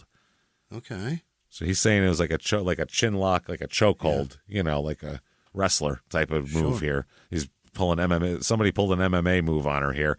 Okay. So they said homicide. He said homicide by an unspecified means. That doesn't fit with a case like this. She has injuries to her neck. To me, her cause of death is strangulation. That's what he tells the cops. He said the lack of ligature marks on her neck were due to the fact that Cassie had a hoodie on. Oh. Because it was morning time, so it was chilly out. She had a hoodie on, and that the hoodie, being a thicker sweater, would definitely cushion for bruising and shit like that. The hoodie would be, very good for that. He said, if there's a ligature placed around her neck, you would not see marks of that, he said, with that hoodie on. He said, if you put someone in a neck hold, if you have someone's neck in the crux of your forearm, that can certainly cause someone to die. Okay. And it also said, this man said that the injuries to Cassie's chin would be consistent with her moving her head aggressively up and down while face down, trying to free herself from this hold. So basically being strangled while held underwater, it seems like is what it is. So this is fucking wild. In addition to the strangulation, he said that Cassie had a forceful injury to her back as well, which is like a knee while you strangle someone, which he took a graphic photo is how they described it. It's a large area of black underneath her skin on her back. Just a big, giant spot there. So the examiner says something forcefully happened in order for her to sustain that deep bruising in the muscles. So this was not something light. This is deep. He said this is somebody was really fucking laid into her in the back. That's rage. It's rage or just really, it's all rage. He said the report does note signs of a struggle, scrapes and bruising to Cassie's face, neck, and other areas, ruptured blood vessels in her eyes, and bleeding in the muscle and soft tissue of her neck. She fought hard. This we talked about. She's got a spirit. She's going to fight. I mean, she's not going to go, well, guess you're going to kill me now. You're in for a fucking fight with this one. So, wow. No fingerprints taken, like we said, because Jose Sanchez, the deputy here, said he believed the crime scene had been cleaned up. So I'm sure whoever did this did just a perfect job of it and didn't leave one fingerprint behind, because criminals usually and murderers are perfect at their work. Yeah. Who does he think killed her? A fucking, like a government assassin? Like, what is... Someone came in with gloves on and a fucking silencer and walked out? Like, no. Comic book fucking villain. Yeah, this is a young lady was strangled in a trailer. It's probably whoever was in here fucked something up. There's the clue, I promise. Yeah, there's nobody they don't have an arch master criminal in Silver City, I bet, anywhere. And this is 2013. It takes very little to catch somebody via DNA of something. That's the other thing, too. It's 2013. This isn't like the 30s where they're like, I don't know, we're out of Scotch tape, so who cares? This is nuts here. So now the other thing, he said that, he thought it had been cleaned up, but there's crime scene photos showing that Cassie's glasses were on the floor of the second bathroom where the water was running. That's where they were found. And also that's where the towel rack had been ripped off the wall and the shower curtain had been yanked down and replaced crooked. When you pull it down and then there's a thing you screw, and if you don't do it straight, it's a little crooked. Nobody quickly got up put there back up again with fucking ammonia and wiped that down. Fingerprint that shit. Fingerprint all that shit. Also, there was a shampoo bottle overturned in that tub with shampoo everywhere. So everything shows that this is where this shit started. Yeah. I don't know what maybe there was no plug in this tub. Yeah. Maybe it was just like a shower-only tub and there was no plug in it, so he dragged her into the other room where there was a plug in the tub and do it that way. But this was a fucking struggle, man. For sure. He said, I just figured it was all cleaned up, even though this room obviously was left in a state of disarray. Yeah. No fingerprints. So not only all of this, okay, here's something crazy. Not only do they do all of this, within a few hours, they just say, all right, you guys can come back in and turn her trailer back over to her family. All finished now. Oh, that's it. boy. We got it all. So her parents were like, huh? The fuck are you talking about? That's ridiculous. Her parents were a little also surprised because they were the ones that found the broken glasses and hair ribbon in the guest bathroom. The cops didn't even find that shit. The parents did. They did a great job. That's how piss poor of a fucking job of processing this crime scene. They didn't even notice a pair of broken glasses on the floor. And they were real quick to try and turn it into a suicide, too. Yeah, that's what I mean. This is broken glasses, shower curtain crooked, towel rack down on the ground in an otherwise very clean and put together house. Right. This isn't a place. If someone ripped a towel rack down, they wouldn't just leave it on the floor and walk away. They would pick it up and try to fix it in this house. So very weird. These were never collected by investigators. Okay. The glasses, the ribbon, none of this shit, the towel rack. Nothing was investigated. Nothing was taken from the house. They just left, and the family walked in and looked around, and they were looking around and went in the first bathroom and saw the towel rack, her glasses on the floor, a ribbon of hers that she put in her hair, the shit put up crooked, and they're like, did Maybe nobody else take this? They're like, thanks, we'll jot it down. Did you miss a room? What the fuck? The parents said, quote, when they said you can go into the house, we went in. They said they were hoping to find some clue or sign or some shit what happened to Cassie, but they never thought they would find like actual evidence. Everything. Yeah. When they walked in, there was still water in the tub.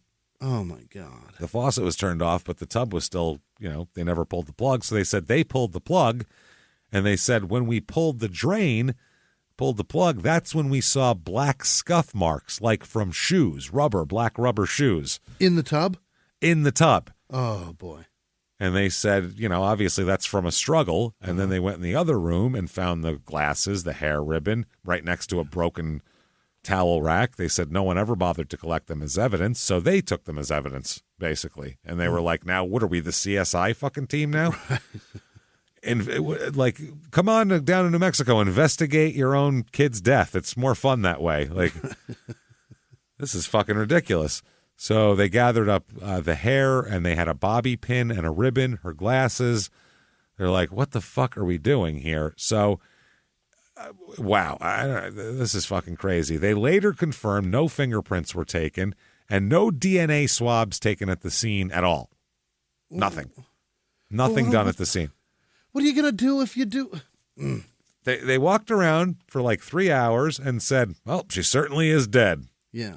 And then put their hands on their hips and went, that's about enough time for us to. We've done it. Yeah, that seems like that's what people would process a crime scene in, right? Because we're not, obviously. Are these fucking I've got dipshits. so many questions. So many questions. Why do they do this job, first of all? Dude, it's like they've never seen a TV show. Right. It's 2014. How many fucking episodes of Law and Order and CSI and Criminal Minds, every goddamn show in the world do you hear before you know, well, we should probably collect evidence and not just turn a crime scene over back to the family right afterwards? Why do they do this? Why did they want this job? He seems very uninterested, doesn't he?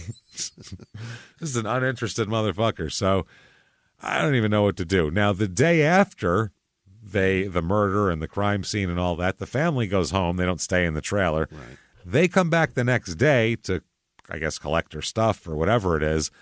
As they get back, they discover that the carpet's all gone. Oh. The carpet's gone. It's been So cut they're out? like, well, maybe the cops came and took it for evidence. So there's probably stuff on the carpet, pieces of evidence, hair, things they can find. No. Billy Lee, who is his landlord's boyfriend, he came in and tore the carpet out. Yeah, because it's all trash. I can't rent this place with this carpet in it. After the murder, and disposed of it, threw it in a dumpster somewhere away, so they can't even get to it to find out if there's any evidence in it at all. This is great. That's fucking nuts. So the family said Billy Lee, the landlord, goes in and starts ripping the carpet up. They said, you've got this guy going in right after, and the first thing he does is rip out the carpet of the master bedroom, which is where this might be. It is soaking wet, so, that's something. But this action of immediately ripping out the carpet, that gets Detective Sanchez's attention of, okay, there's only one person over there ripping possible evidence out of the crime scene, so maybe this is the guy we talked to. The guy said, too, he already had a few reservations about the guy, an older guy hanging around this younger lady and all that kind of thing. So they're like, why would he remove the carpet? It doesn't make any sense. And also Billy Lee said that he told the cop that he didn't really have any dealings with Cassie, which is not correct at all. He lied to the cops when he said that because he's been mentoring her at work too. And Yeah. They found out that she had applied for the position in the emergency room. It was Billy Lee that was the one that was helping her get the job. He's the one who helped her get the job because he's been there a long time. I don't know her much.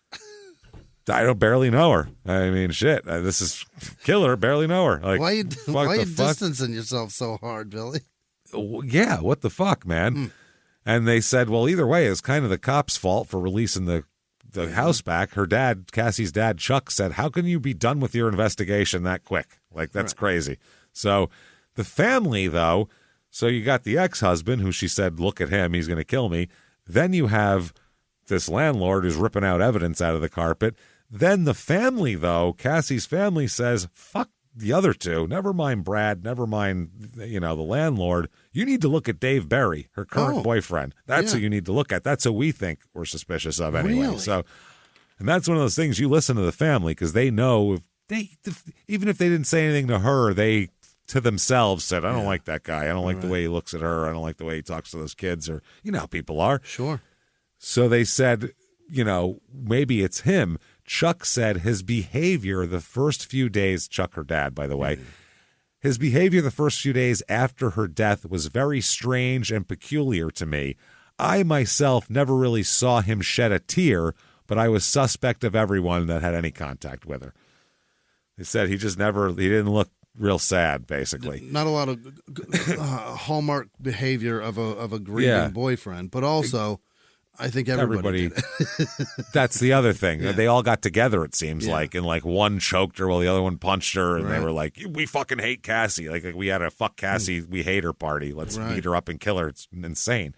So now they have no physical evidence. They have really no evidence of anything, and 3 dead ends as far as suspects go. So case goes pretty cold pretty quick. Wow.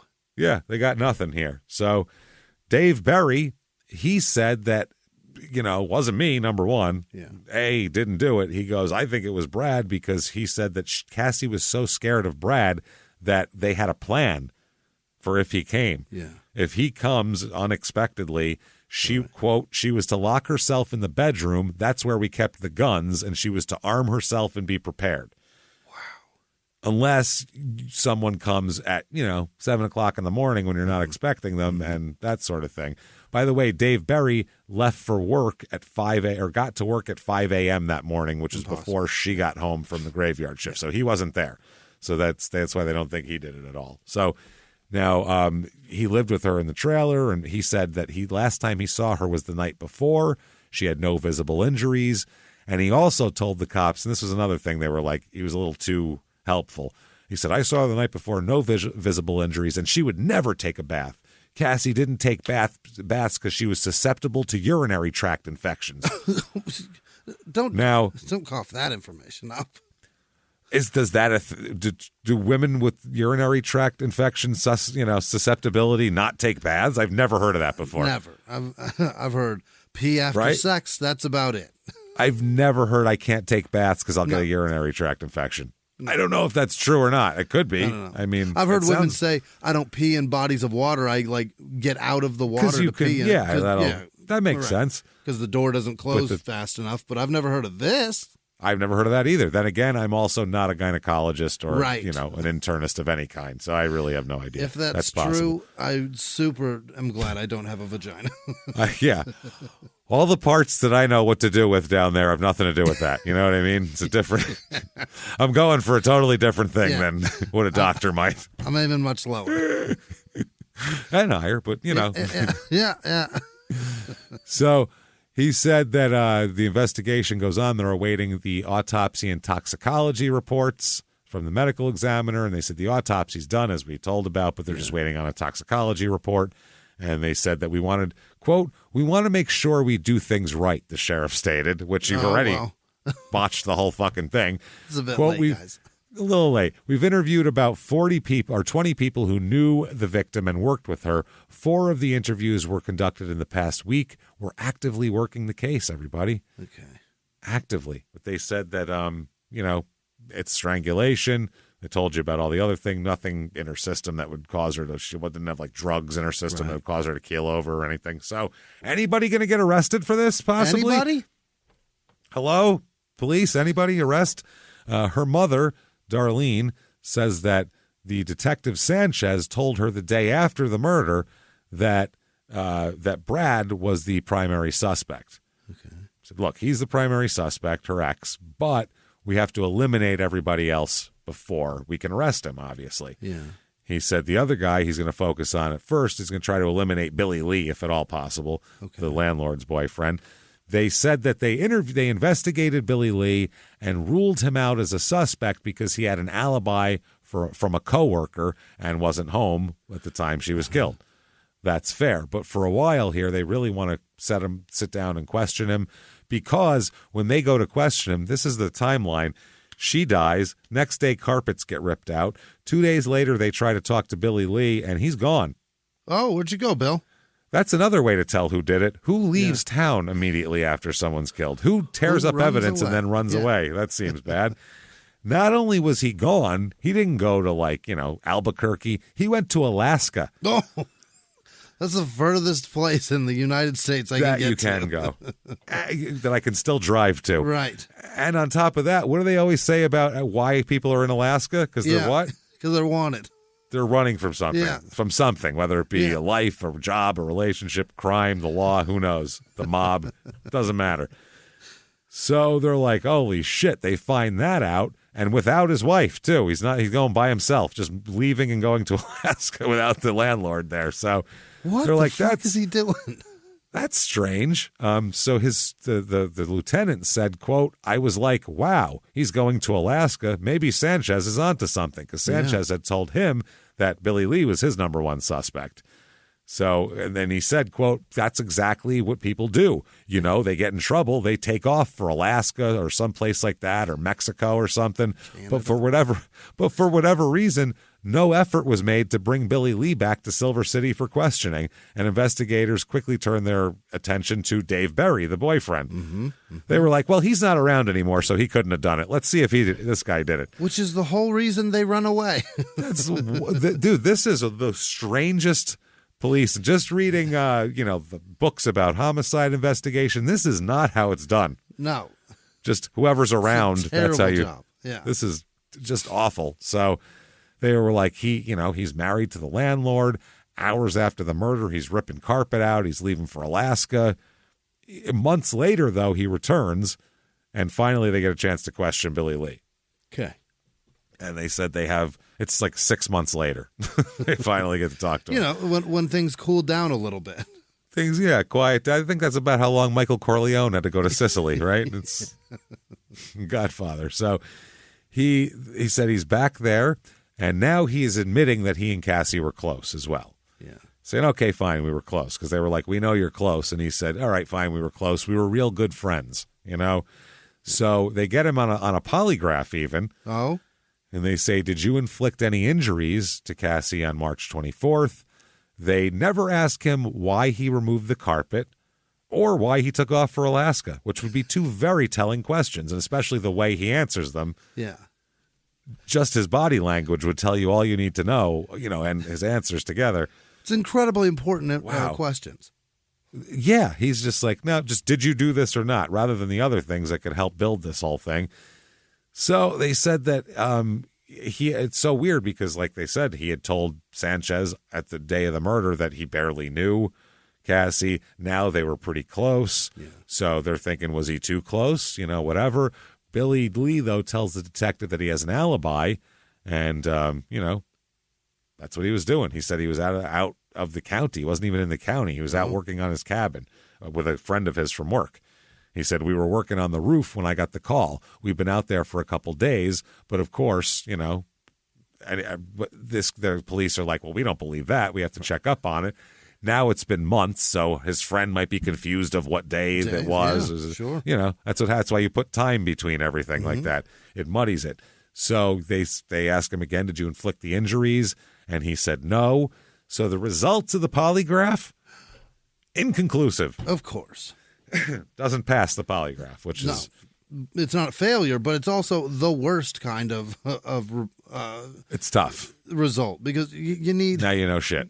You need it conclusive one way or the other.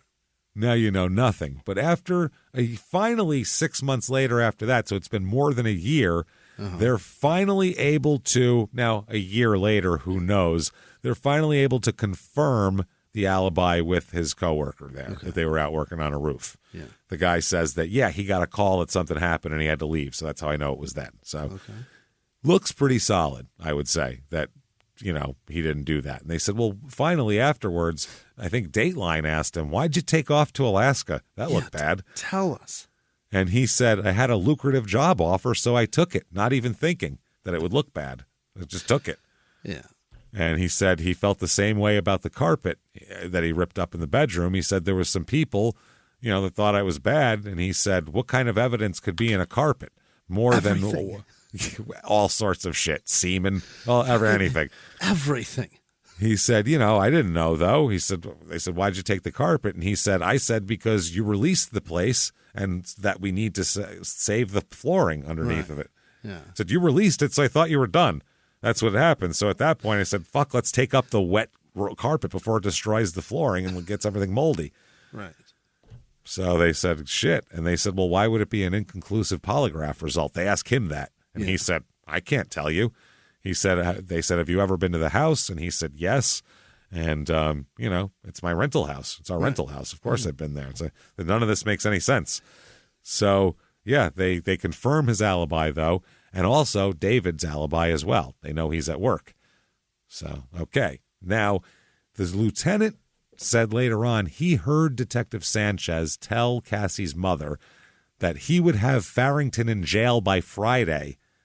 Brad, the ex-husband. This is back on the day of the murder. Right. Have him done by Friday. And the lieutenant said that he actually yelled at his detective for saying that. He goes, don't fucking promise people shit like that. We have to complete an investigation. We haven't completed shit. You didn't even fingerprint. How are you gonna? You don't have any physical evidence at all, and you're gonna put somebody in jail by Friday?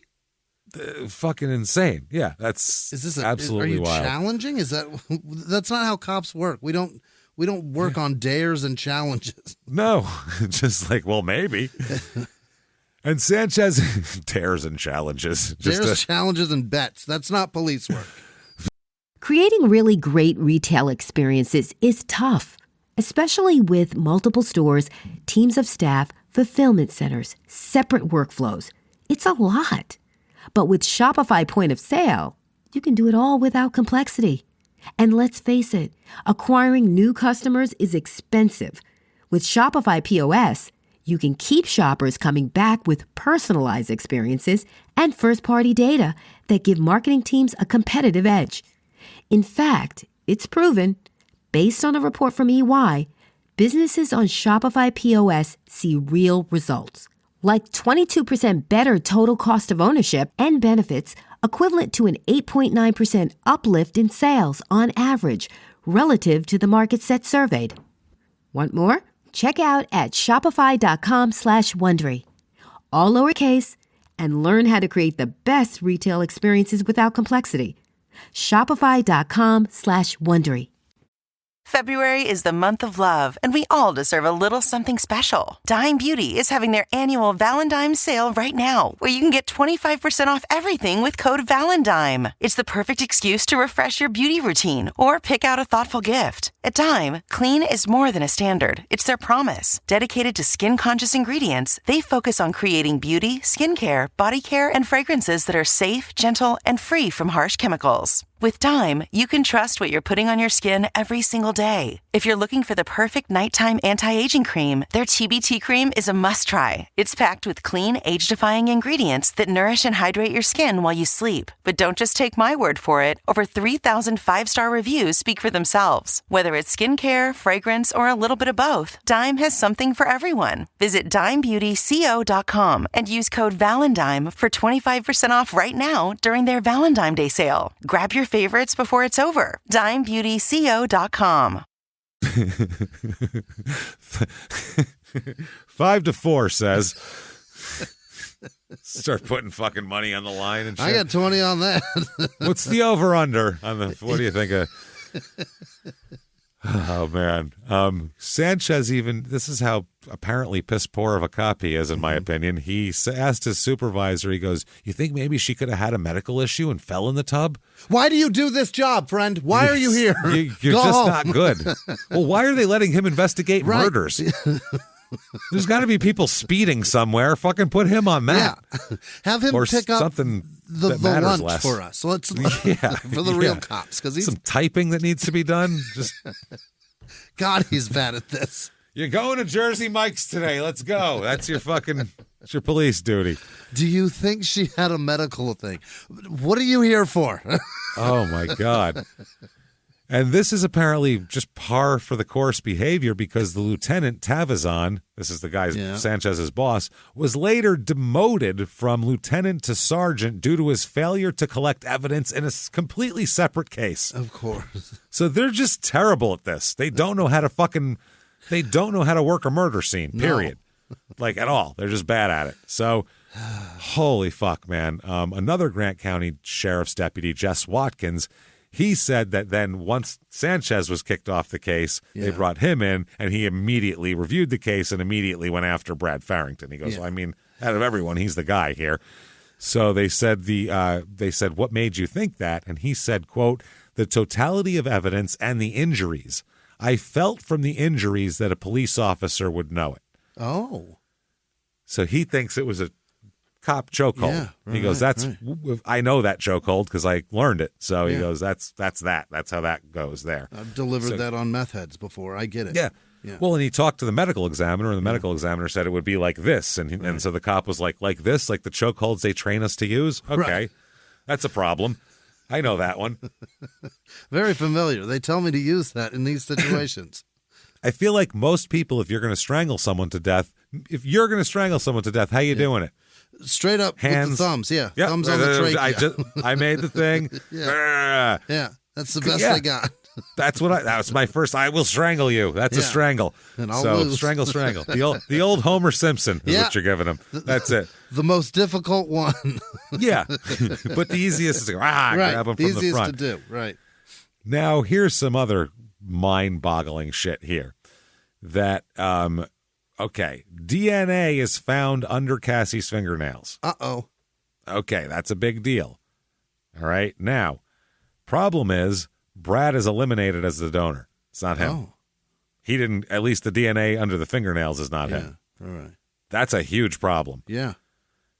Now, also, DNA under fingernails, that could be from a night of nursing. You never know. She could have had to roll a patient and got scratched. That kind of thing could happen. But I mean, DNA like that, I mean, it's usually a struggle when it comes to that. Yeah. So it's very strange. But if the chokehold was from behind, she's not getting claws on him. That's she could. Yeah. You would reach back, grab her face, hair. But if he's wearing the right kind of clothes, you can't get to skin. I mean, something, but I mean, she obviously got to somebody's skin. Right, yeah. Just maybe not him, so we don't know. So Sanchez, when talking to him, he says that he focused on Billy Lee as a person of interest because none of his testimony matched up with what the other nurses said. They said they were close. He said he wasn't. This is all suspicious behavior. He pulled up evidence. He moved to Alaska. It looks terrible. He said at no time was Brad Farrington ever a suspect in his investigation. None. Not once. None. Nope. Sanchez said they interviewed him at his house the night it occurred, just to get a read on him. He said 2 female and 1 male officer brought Brad in and interviewed him a later time, and he said that the investigator said they had no probable cause. Yeah.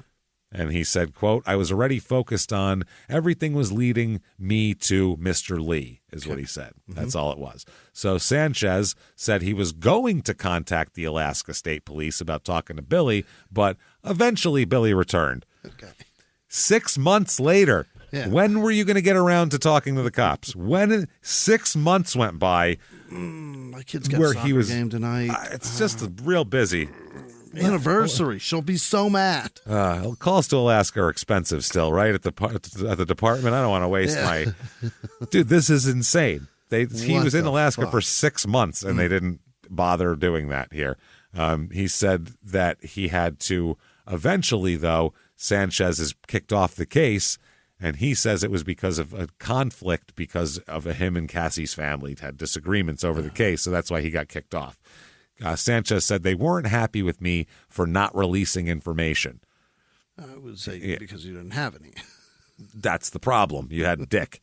He said that Darlene Brooks, Cassie's mother, asked the DA to have another detective replace him. So they said that he hadn't taken fingerprints because he thought it was cleaned up. He said, quote, our belief was that the crime scene was overly clean. Okay. Well, if someone cleaned up, wouldn't you clean up the glasses and the hair ribbon and the towel rack and fix the fucking thing? He said that, our belief was that it was overly clean. I believe this scene had been cleaned after the crime had been committed. That's why fingerprints weren't taken. Terrible excuse. Terrible fucking excuse. He said that his supervisor, Tavazon, who was on the scene there, said that maybe they talked about the medical issue. Yeah. They also said his decision not to investigate Brad Farrington. He said, as far as Brad being a suspect, it isn't. They asked him, isn't it standard practice in homicide investigation to look at the husband of a murder victim? And he said, well, he starts at the inner circle, the people closest to the victim. Yeah. And, they weren't very close anymore. That was her ex. Okay. He said, whether right or wrong, I've always done it that way, and it's always worked. I've been doing my job terribly for a long time now, right or wrong. Sanchez is a dickhead. Can we say it? He's a fucking dildo. He really is. He's not a good cop. We've had several small-town bad investigations, and we always say these small towns, they don't get a lot of homicides. Right. So right away, if you don't have a lot of experience processing a crime scene and doing all that, that's why they're not good at it, because they're fucking up. They're forgetting things because it's not a habit for them to do it. Yeah. But this, you have to, how about practice, train? Yeah. Take some classes. Maybe you'll only have to do it once every 20 years, but God damn it, get it right the once every 20 fucking years when there's a 23-year-old woman floating in a tub. Figure it out. Fly out to a conference or something. Figure it out. Yeah.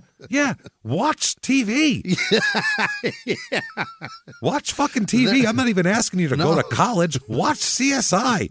Read David Simon's homicide book. They talk. There's a whole chapter about processing the crime scene and how they do it and everything. Yeah. It's better than what you did. So, holy fuck, man! I hope they call him Dirty Sanchez. Oh, the family does. I'll tell you that much. Yeah.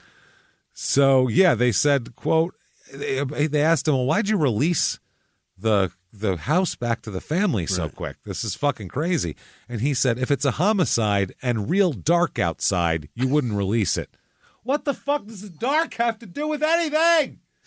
It's real dark.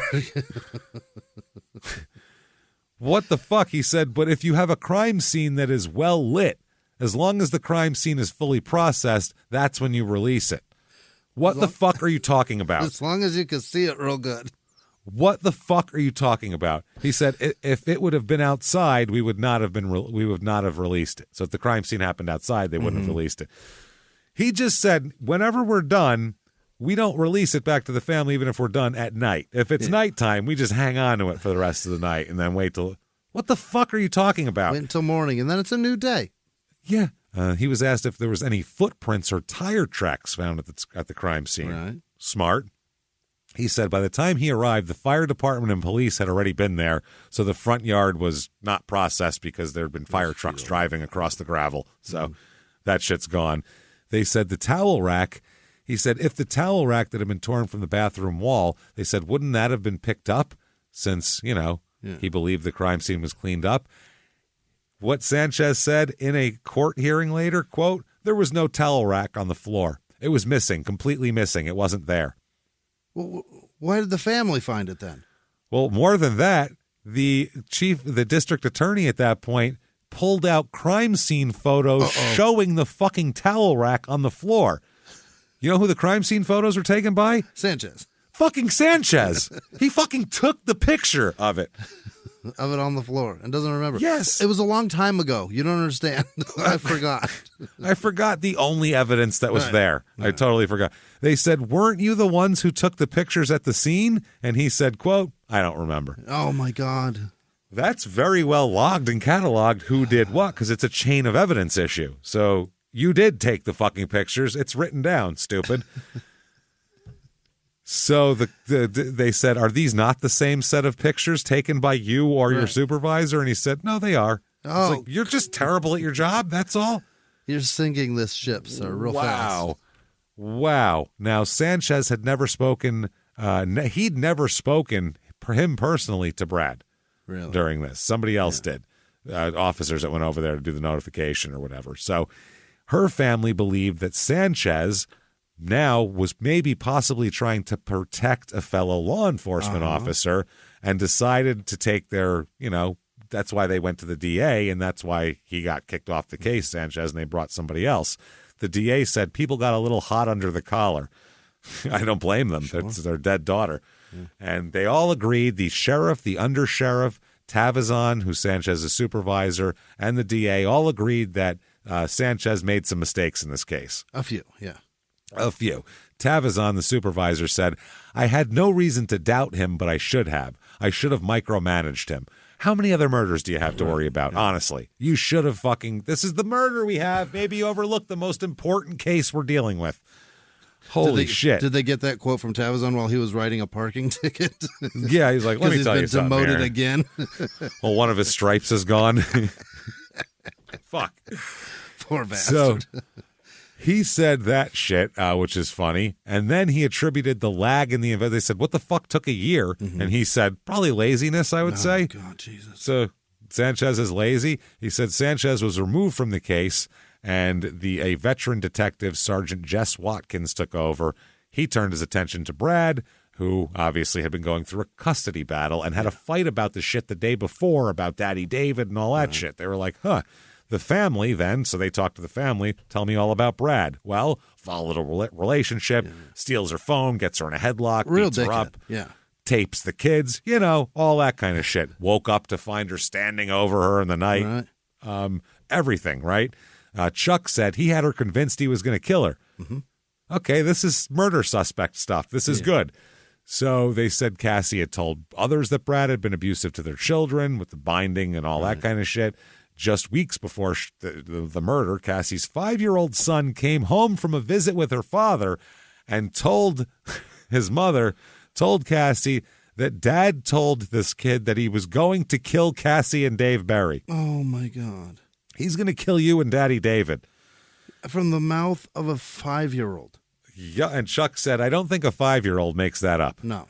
Probably not. They also determined that Brad's the only person with any motive to kill Cassie, and they believed that the evidence showed that she might have been killed by a police officer based on the show called. So a little more on Brad here.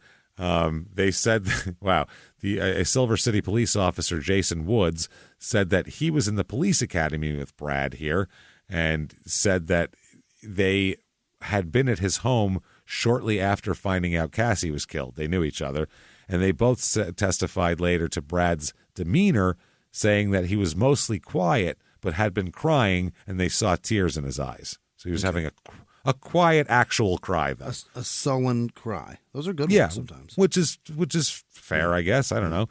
So they said that they ended up reviewing more than 3,000 pages of data collected off Cassie's phone as well. Oh. They asked if any threatening messages had been found in these 3,000 pages of data collected from her phone and texts and emails and everything else. Any threatening message from Brad to Cassie, and they said, not in the data I received. So no. So he hasn't been threatening her over the phone or anything like that. All this must be in person. Yeah.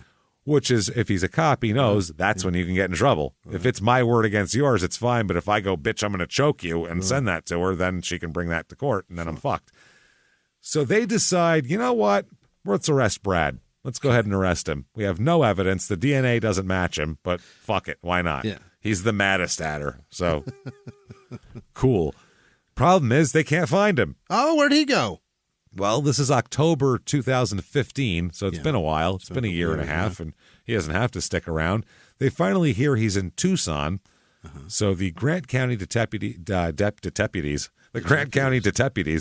they enlist the help of the U.S. Marshals and the Investigation Fugitive Task Force in New Mexico, all these people to try to find him. They find him where, Jimmy?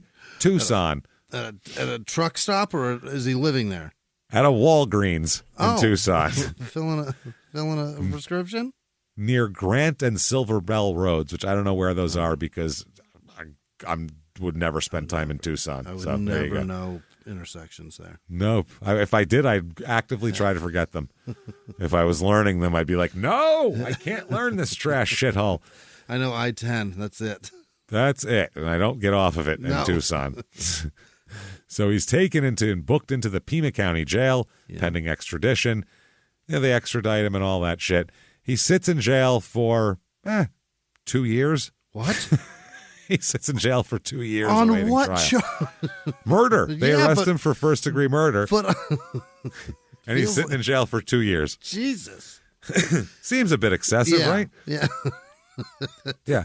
So much for a speedy trial. That's what I mean. November 18th, 2015, he's arrested. November of 2017, he's still sitting in jail with no trial. They said that now this time a hearing that this day on November 21st is postponed. So that means they're postponing his trial again to give the state additional time it requested to hire an expert to examine new evidence in the case. So he says, listen, they've been gathering evidence for fucking 3 years now. Right. I'm sitting in here for 2 years. I got to get this. So they give him bond, actually. They allow him to leave jail. He is released to the custody of his father, Lloyd, to live with Lloyd and his mom in Tucson while awaiting trial. Okay. So they said some of the delays were due to the case being tied up in the state Supreme Court, a change in judges after some other shit happened, and continuances. It was this big mess. No bracelet on him either. No anklet on him. Just let him go. Yeah. Letting him go. He's going to live with his dad. It's all good. So 5 days after he's released from jail, he violates the conditions of his release. Sure. Yeah. Yes, he's supposed to not leave the house, except for medical emergencies and shit like that. Well, turns out he went to lunch at a restaurant in Tucson in clear violation of his order to remain under house arrest.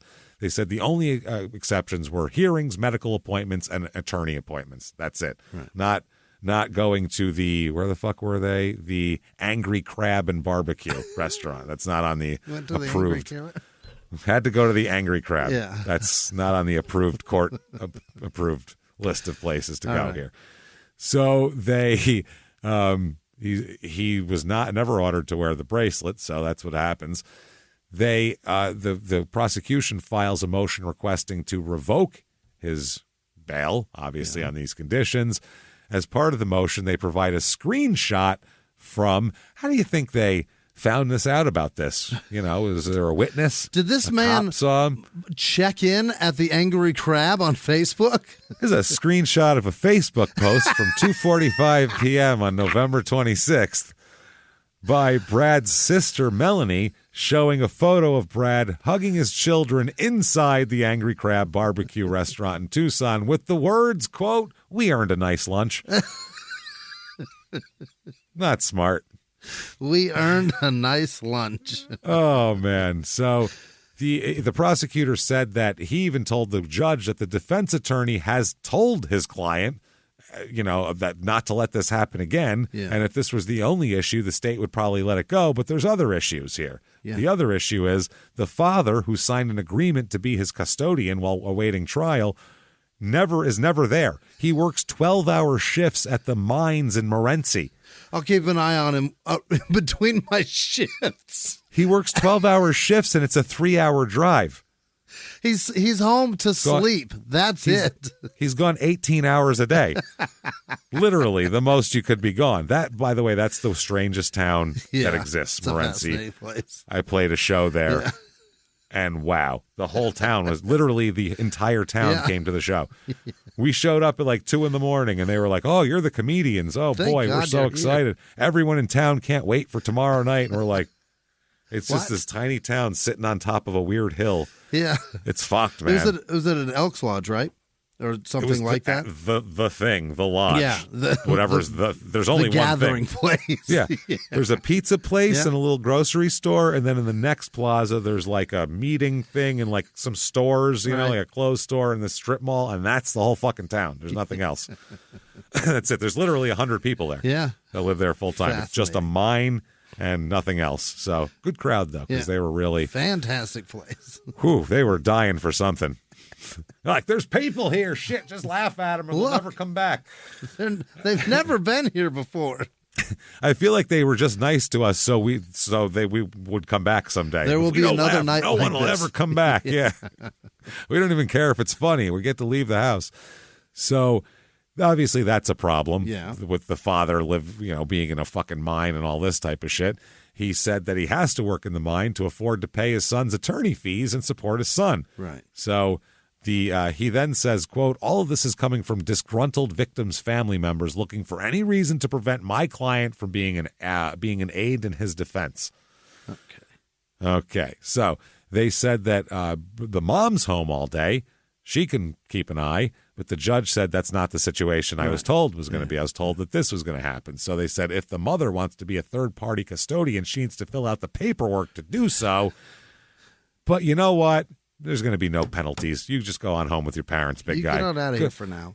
He scuffled Brad's hair up. Like, there you go, big Brad. Go now on there. You know. Wow. And then the judge even said, quote, "He has law enforcement experience. He knows what conditions of release mean." Right. So they should have fucking put him back in then, I guess, but I guess not. I don't know. And that post, if he did do it, is absolutely out of line. You can't say that while holding the children of the woman who's dead. Like, that's crazy. It's not great. So they said that the prosecutor said, "I suspect he knows what he did was wrong. What he did not know was that his sister was going to post it on Facebook." Right. He was probably pissed at her. Yeah. So still, he's going to remain home to spend Thanksgiving and Christmas with his family while he awaits trial. Oh, my. Now, pre-trial, there's these fucking fight over the files, okay? They said that the defense attorney is trying to get some files. There's a motion. He requests the personnel files of Tavazon, the lieutenant, and Sergeant Jose Sanchez there of the sheriff's department. I said Gonzalez because that's the attorney's name. Gonzalez filed paperwork in district court stating during the course of interviews, it was discovered that 2 officers, the lead investigator and the lieutenant, were both reprimanded in this case. Exactly.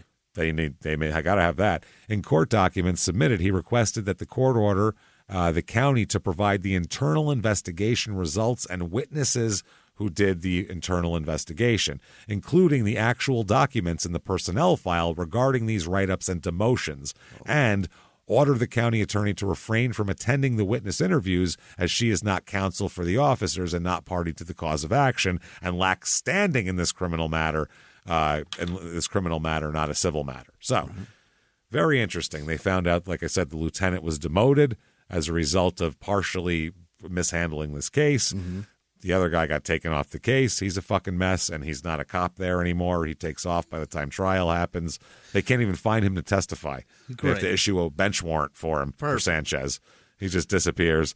So they're trying to get this. They're trying to find all this shit. They said a subpoena sent to one of the internal investigations officers for the sheriff's department there, wasn't answered in the correct amount of time. So they have a big fight about timeliness, which is very boring, and I'm not going to bore anybody with that, of when's the time they have to give files over as according to, it's stupid. So let's get to the trial here. They pick a jury, jury's seated, and the judge tells the courtroom on a Monday morning that even though we're ready to go, the jury's seated, we're not going to be moving forward with the trial. Why? He said there's issues that were brought to light this weekend and declares a mistrial. Already. Fucking crazy, which makes no sense. They said there was some evidentiary issues. I can't get into the details. That was that. Yeah. That was that trial. They said that the defense and the prosecution said the defense claims to have suddenly discovered they did not receive a disc containing the autopsy photos in the case. So it was discovery. The prosecution didn't fully disclose all the autopsy photos, apparently. And the defense waited until the trial is supposed to start to say that. So then because it's a mistrial. Then we can get out of here. Yeah. It's another delay, and then Brad can be at home for a while longer. So it's strategically a better way. If you did it 3 months ago, they'd have just gone, oh, well, we'll send the discs over tomorrow, and we can continue. So yeah, it's a little strange. The prosecution said the state is confused. Their expert prepared a report in which their expert stated he examined 229 photographs. Then at the hearing, their defense expert testifies by phone that he only had the photographs that were taken at the crime scene, but there were only approximately 100 crime scene photos. So it's unclear if he did not receive autopsy photos, what were the other 129 photos he was referring to. Either way, they go to a stupid mistrial. So trial number 2. Let's try this again. In the opening, the prosecutor tells the jury that this is a circumstantial case. Yeah. We're going to build it. There is no physical evidence. If you're looking for, his semen was in her, none of that's going to happen. Doesn't exist. You have to tell them that up front so they know what they're in for. He said there's no evidence, that's how that goes. The defense says there's no evidence to place Brad at the scene. No one saw him there. They don't have any evidence of it. It's ridiculous. So he says that the prosecutor says that the Cassie Brooks met Farrington when she was 15. He was 20. When she was 17, it's actually 16, Brad got her pregnant, and then they got married and moved to Silver City, where he became a police officer and she a nurse. They had another child, a daughter this time, but as time went on, their relationship got worse. She says the family would notice bruises on her, and he's just building the whole story that we just said. So eventually they split. Cassie moved out into the mobile home she rented from Charnel Williams, a fellow nurse. The custody battle was dragging on and on and on. And just days before her death, Cassie told her mother that she was afraid Brad was going to kill her. Cassie's mom, Darlene, testifies. She talked about watching her daughter grow fearful of her husband, Brad, seeing bruises and seeing Brad hold her in a chokehold in bed. Was she watching her fuck or what happened there? So 6 days before she was killed, she talks about the trip and talks about arguing and all that kind of thing that we talked about him taking the kids to Arizona. So Sanchez, he's the big elephant in the room, is this guy who fucked the whole case up here. They said at this point they're trying to call him to testify. No one can find him. They have to issue a bench warrant for him to come get him. Yeah. They bring in Ray Tavazon as well, who was the supervisor at the time. He told the jury that he suggested at the time that Sanchez be medically evaluated because he had been making false statements. He thought he was crazy, he said. He thought Sanchez was crazy? Yeah, he said he told him, go get medically evaluated because you're saying all sorts of lies, because he lied about a bunch of shit. Cassie's mother, Darlene, also testified that Sanchez told her the day after the death that Brad was the suspect, but that he just had to eliminate other people first. So they're trying to say that, look, they picked him out ahead of time. So finally, they find Sanchez. They bring him in. He testified that he never considered Brad a suspect. He focused on Billy Lee, and they talked about the Billy Lee shit and the polygraphs and all that kind of thing, inconclusive polygraphs with the creepy old guy, quote unquote, that was hanging around, ripping carpets up, running away to Alaska. It's Sounds plausible. Sounds plausible, but they ruled him out because he has an alibi from a coworker. And he was not home. He was out of the county, they said, and everything like that. Tavazon, the supervisor, said that he heard Sanchez tell Cassie's mother that he would have him in jail by Friday either. So they both went into that. They said during an internal investigation in the police department, Sanchez was reprimanded by the sheriff's department over the handling of the investigation, along with Tavazon, who said that he had been demoted to sergeant over his evidence handling. So Tavazon said, I was there as a supervisor. I was not involved in the active investigation of the case. And that's why I was demoted. That's why, because I didn't do shit. The defense attorney tried to discredit Cavazon, saying he failed to write a report on the case in violation of policy, despite the fact that he was Sanchez's supervisor and was on the scene with him, saying he should have wrote a report about Sanchez, if nothing else. Melinda Hobbs, she testifies, she was in the police academy with Brad and worked shifts with him as a police officer before he left the department.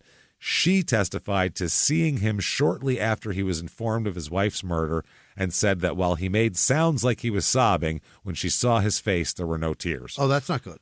That's not good. That's two guys now with fucking dry sobs. That they're putting dry sobs out there to the world. So who's got a tear for this lady? And then maybe you're not a suspect. Now, next up, DNA analyst Samantha Reines. She testifies that DNA gathered from clippings of Casey's fingernails showed the presence of an unknown male. Yeah. Farrington excluded, though. Brad, not the guy. Not under Cassie's fingernails at all. No. So the jury wanted to know. The jury asked, can we ask the judge to ask a question that the lawyers aren't asking that we need to know the answer to? They said, would the water the victim's body was found in, would that erase or fuck up DNA at all? So she said, quote, water does break down DNA, and if you're scrubbing, that would remove things. Sure. Yeah, that makes sense. But the problem with that is water getting into DNA wouldn't make the DNA not bad anymore. Right. That's the thing. But if he scrubbed her nails, he could have gotten his DNA off of her nails. True, but then where was the other DNA? He just left behind another. Some. He said, "All right, I got mine out. Now I'll leave behind the other unknown male DNA. Nobody cleaned under her fingers, or else they would have got it all." Right. So I would imagine so. So the trial is a 4-day trial altogether. There's the missing witness with Jose Sanchez and all this type of shit. False suspect with Billy Lee, mystery DNA. This case kind of has it all in terms of a trial. It's hangs in the balance. It's got a lot. A lot here. The prosecution closing, he says, before she died, Cassie told us who her killer was. She told friends, coworkers, loved ones. She even told a stranger, meaning the insurance guy. These people saw Cassie's fear. They saw her fright. They saw her panic. And when they told her to call the police, she told them it wouldn't help. Quote, my husband is the police. You heard that from multiple witnesses. What a place to be in your life when you can't even call the police for help. No one else had any motive, any reason to do Cassie Farrington any harm. This was a planned, violent attack. It's the kind of violence that's up close and personal. This is not someone getting shot from a distance. This shows anger, rage, and violent intent. Yeah. To strangle someone like that, you really got to want it. It's tough, especially when someone's struggling and wow. He said that Sanchez bringing up Billy Lee as a suspect was nothing but a distraction. Yep. He said this is an attempt to throw shade or somewhere other than Brad Farrington. There's no one else other than Brad Farrington who wanted to hurt Cassie and commit such a violent attack on her. Now, during the end of this here, a juror falls asleep during a lot of this. Are you working in the mines in Morenci? Why are you so sleepy, motherfucker? Why are you so tired? Do you work at the graveyard shift at the hospital? So the judge asked for a break and excused the jury, and he says, it's been brought to my attention that a juror was falling asleep.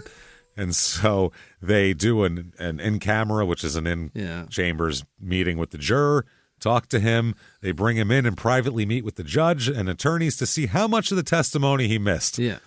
Exactly. What's the last thing you heard? Which is hilarious. How do you sleep through murder, man?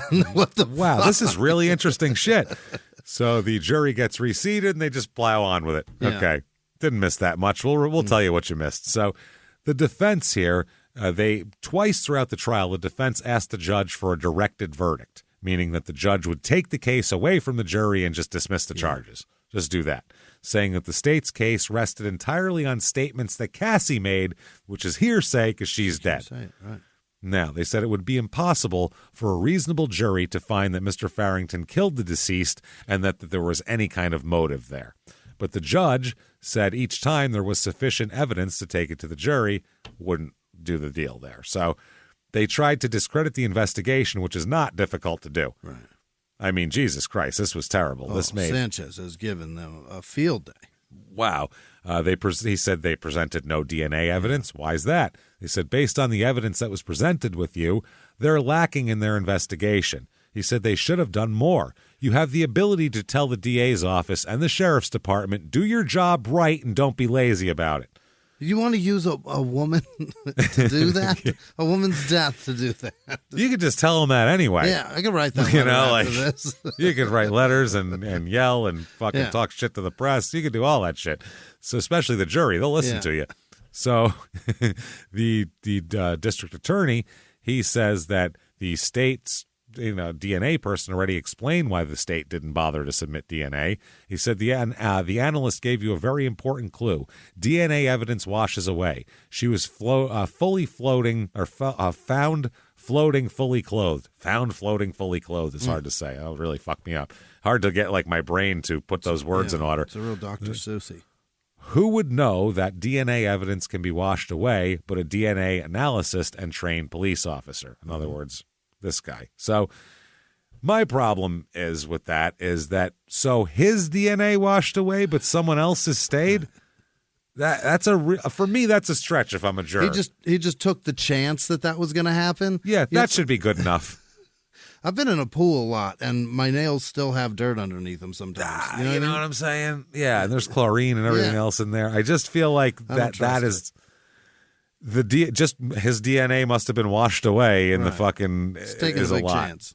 I'm not buying that here. So that's a tough one. That's a tough one. If I'm a juror, I'm going, shit, I don't know about that. So they said also the prosecutor said that the court wanted the jury to be able to consider the lesser charge of second-degree murder. So the jury was also provided with second-degree murder instructions. So they can do first or second. During deliberations, by the way, which started at 3:30 p.m. and ended at 8:10 p.m., so about 4.5 hours, 4 hours, 40 minutes of deliberations, they asked a whole bunch of questions. They asked for a transcript of Silver City police officer Melinda Hobbs's testimony and several other questions they kept asking, all right? They finally send the verdict in 4 hours and 40 minutes later, and they find him. Any guesses here? Oh, I don't want to guess at all. I'm so scared. They find him guilty of first-degree murder. Oh, my. Not even second, first. What did they hear? That's a tough one, man. What did they hear that pushed him? That's what I mean. He's the only person that hated her? Yes, that he had motive. Yeah. That was it. But, I mean, it could be, at that point, it could be fucking anybody. Yeah. Then. She could have left the door unlocked and had somebody come in and do this. But then they would have raped her or stole shit. So it's someone she knows. Maybe they're like, he ate out at a restaurant in Tucson. He's clearly a murderer. He's clearly a sick bastard. He's spending time in Tucson voluntarily. So the reaction to this guilty verdict, Brad's family members, including his father, who had appeared with him at every hearing because he has to legally. Right. He's a fucking custodian at this point. Said that he felt he was very sad. He left the courthouse quietly. Cassie's friends and family, who were a lot, came in force there. Yeah. They said that they were all, quietly hugging and doing all that. Outside in the parking lot, Lloyd, Brad's father, and several others stood in the far back of the parking lot next to his pickup truck and just kind of, listen to this, by the way. Yeah. Listen to the description of how this is. This is way too much for a court case reporting. This is Christine Steele wrote this. Is the name of the person writing for this paper. Outside in the she's trying to be. Yeah. Outside in the parking lot behind the courthouse, Lloyd Farrington and several others stood in the far back of the lot next to his pickup truck, underneath a darkening sky, a crescent moon and one bright star shining down from above. What the fuck does that have to do with anything? Write a novel. Write a novel, Christine. All that shit belongs in there.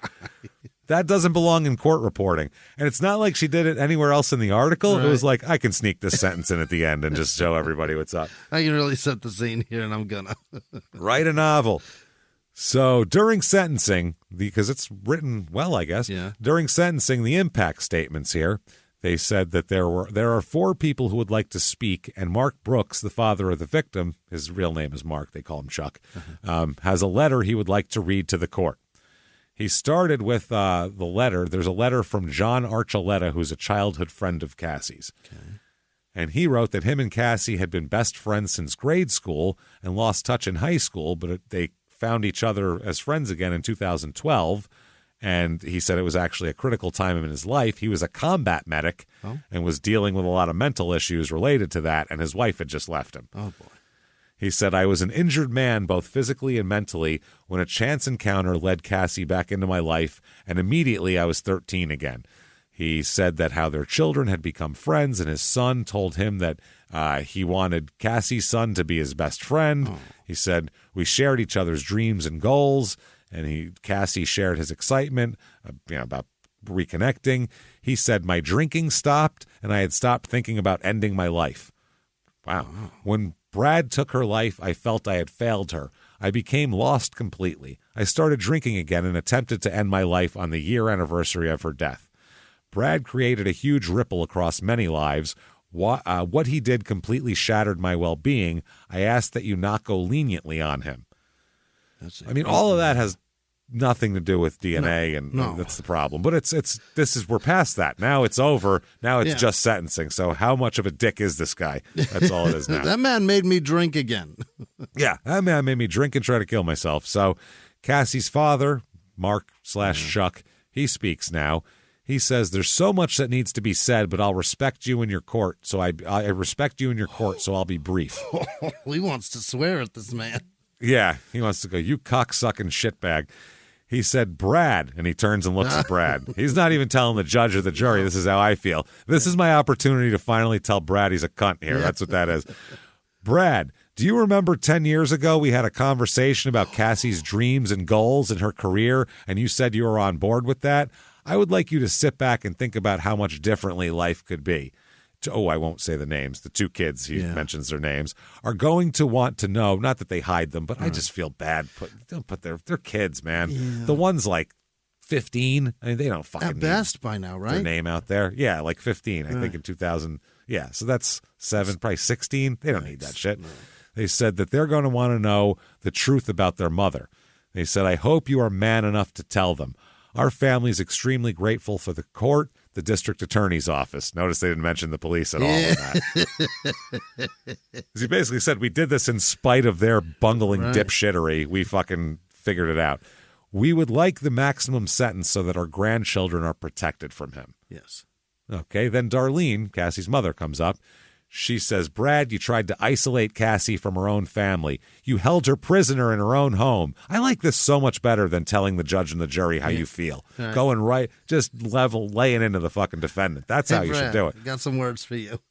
Hey, shitbag Brad. Yeah. You held her prisoner in her own home. You abused her physically and emotionally. You made her live in fear for herself and the kids. You tracked, stalked, and choked her. You made her cry every day. You took your children's mother away from them. You showed no remorse or empathy at all at her funeral, to the point where you had no tears and just covered your ears. Mm-hmm.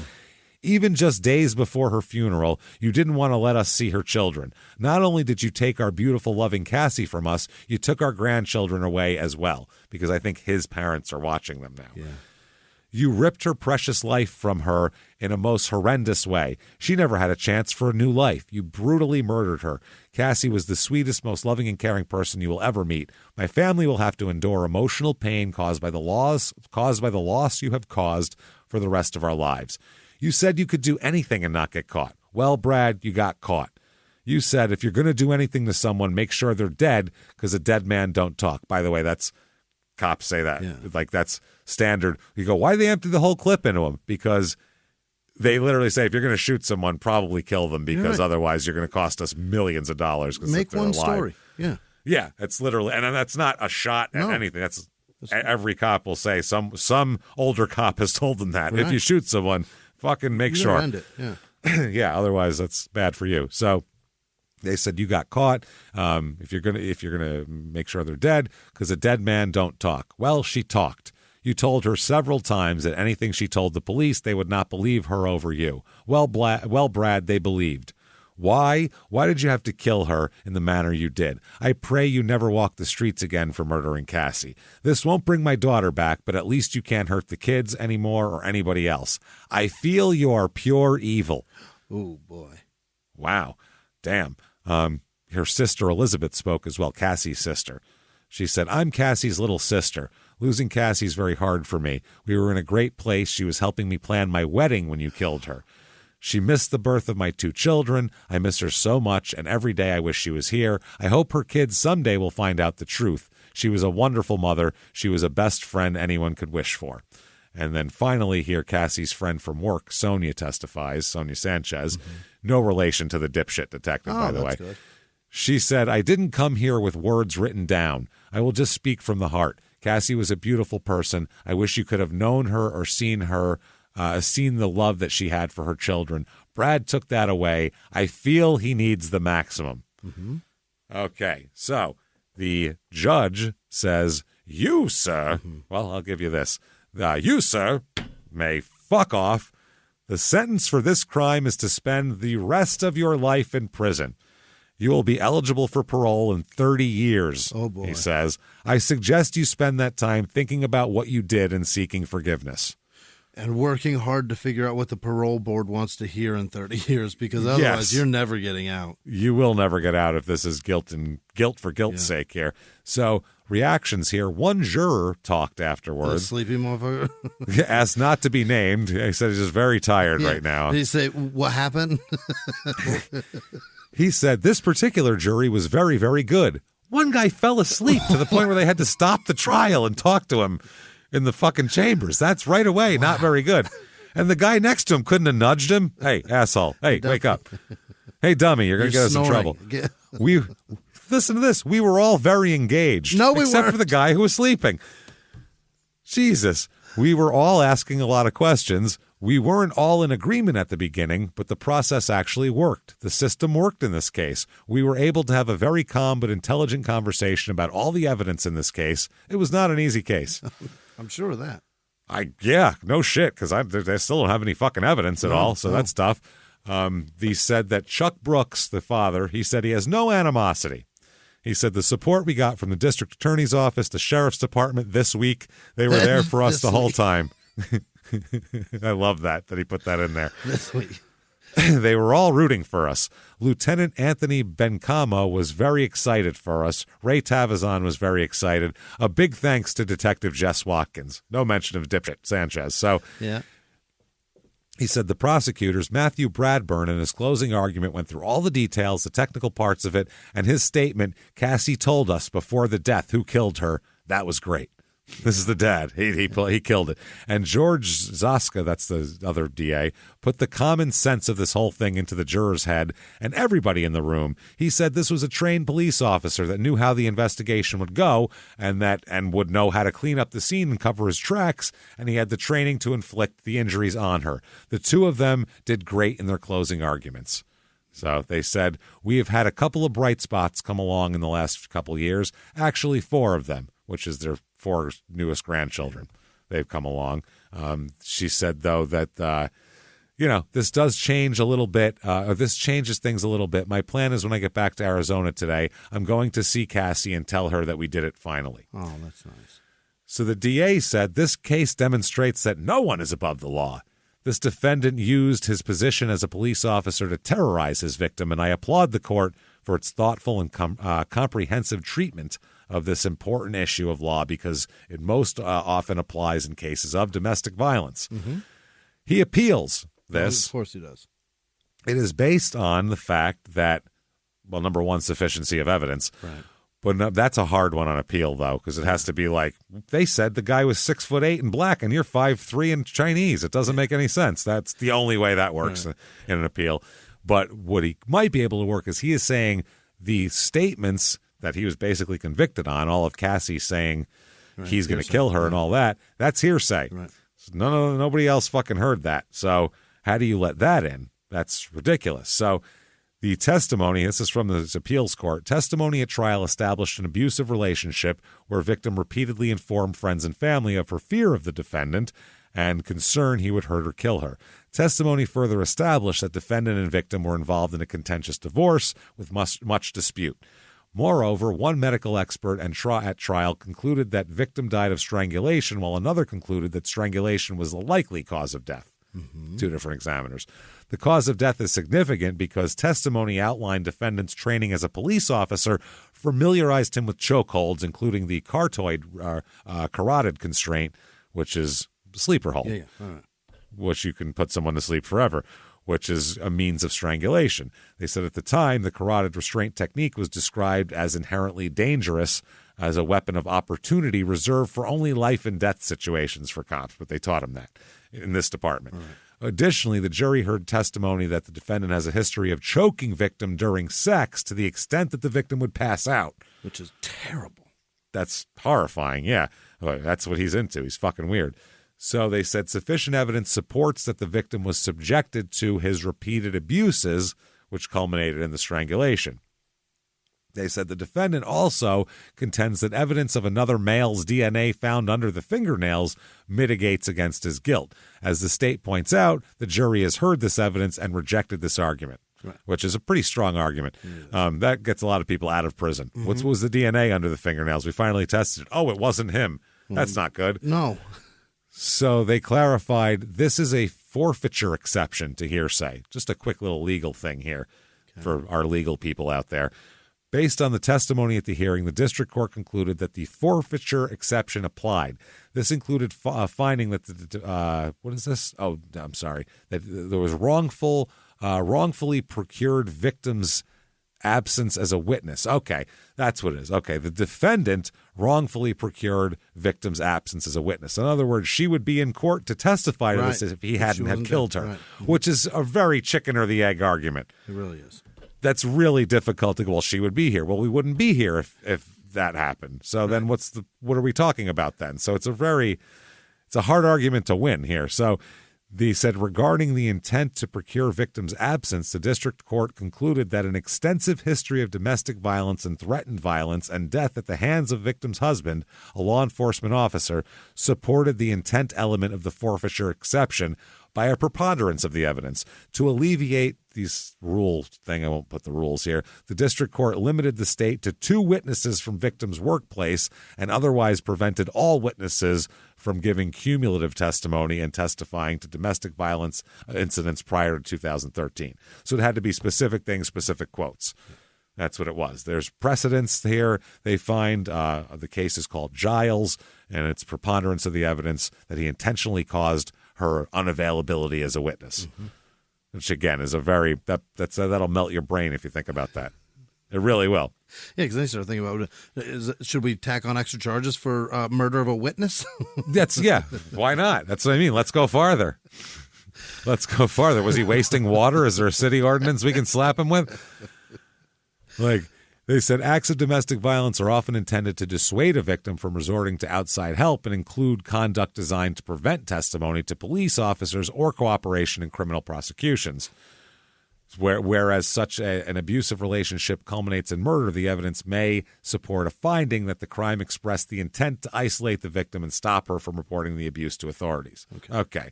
They said he exploited his job and utilized abusive behavior to control her, and the district court attaches significance to the history of domestic violence. Here they said that, there was all these different facts that were proven and whatever. So they said, basically, fuck off. Yeah. Hearsay is fine. We're going to hang on to this. Eat dicks. Okay. So the only other person now in the Eastern Arizona Courier, which is apparently a publication of a newspaper of some kind that I didn't know existed. They put out words. There's something, I guess. I suppose so. It seems like it's just a lot of car wash ads probably in there. Right? Yeah. You know what I'm talking about, those Arizona commercials, papers. So this is a letter to the editor. And they're like, joke's on you. We don't have an editor. This is the fucking Eastern Arizona Courier. Think we got an editor joke's and on jobs you, and shit? Accumulation of Facebook posts. Yeah, that one guy puts together while he does another job. And it's not even involved in a newspaper. He just works at like an office somewhere. Does like insurance shit. So this is called, it says, quote, here we go. To the Eastern Arizona Courier. Innocent until proven guilty. That's an interesting concept.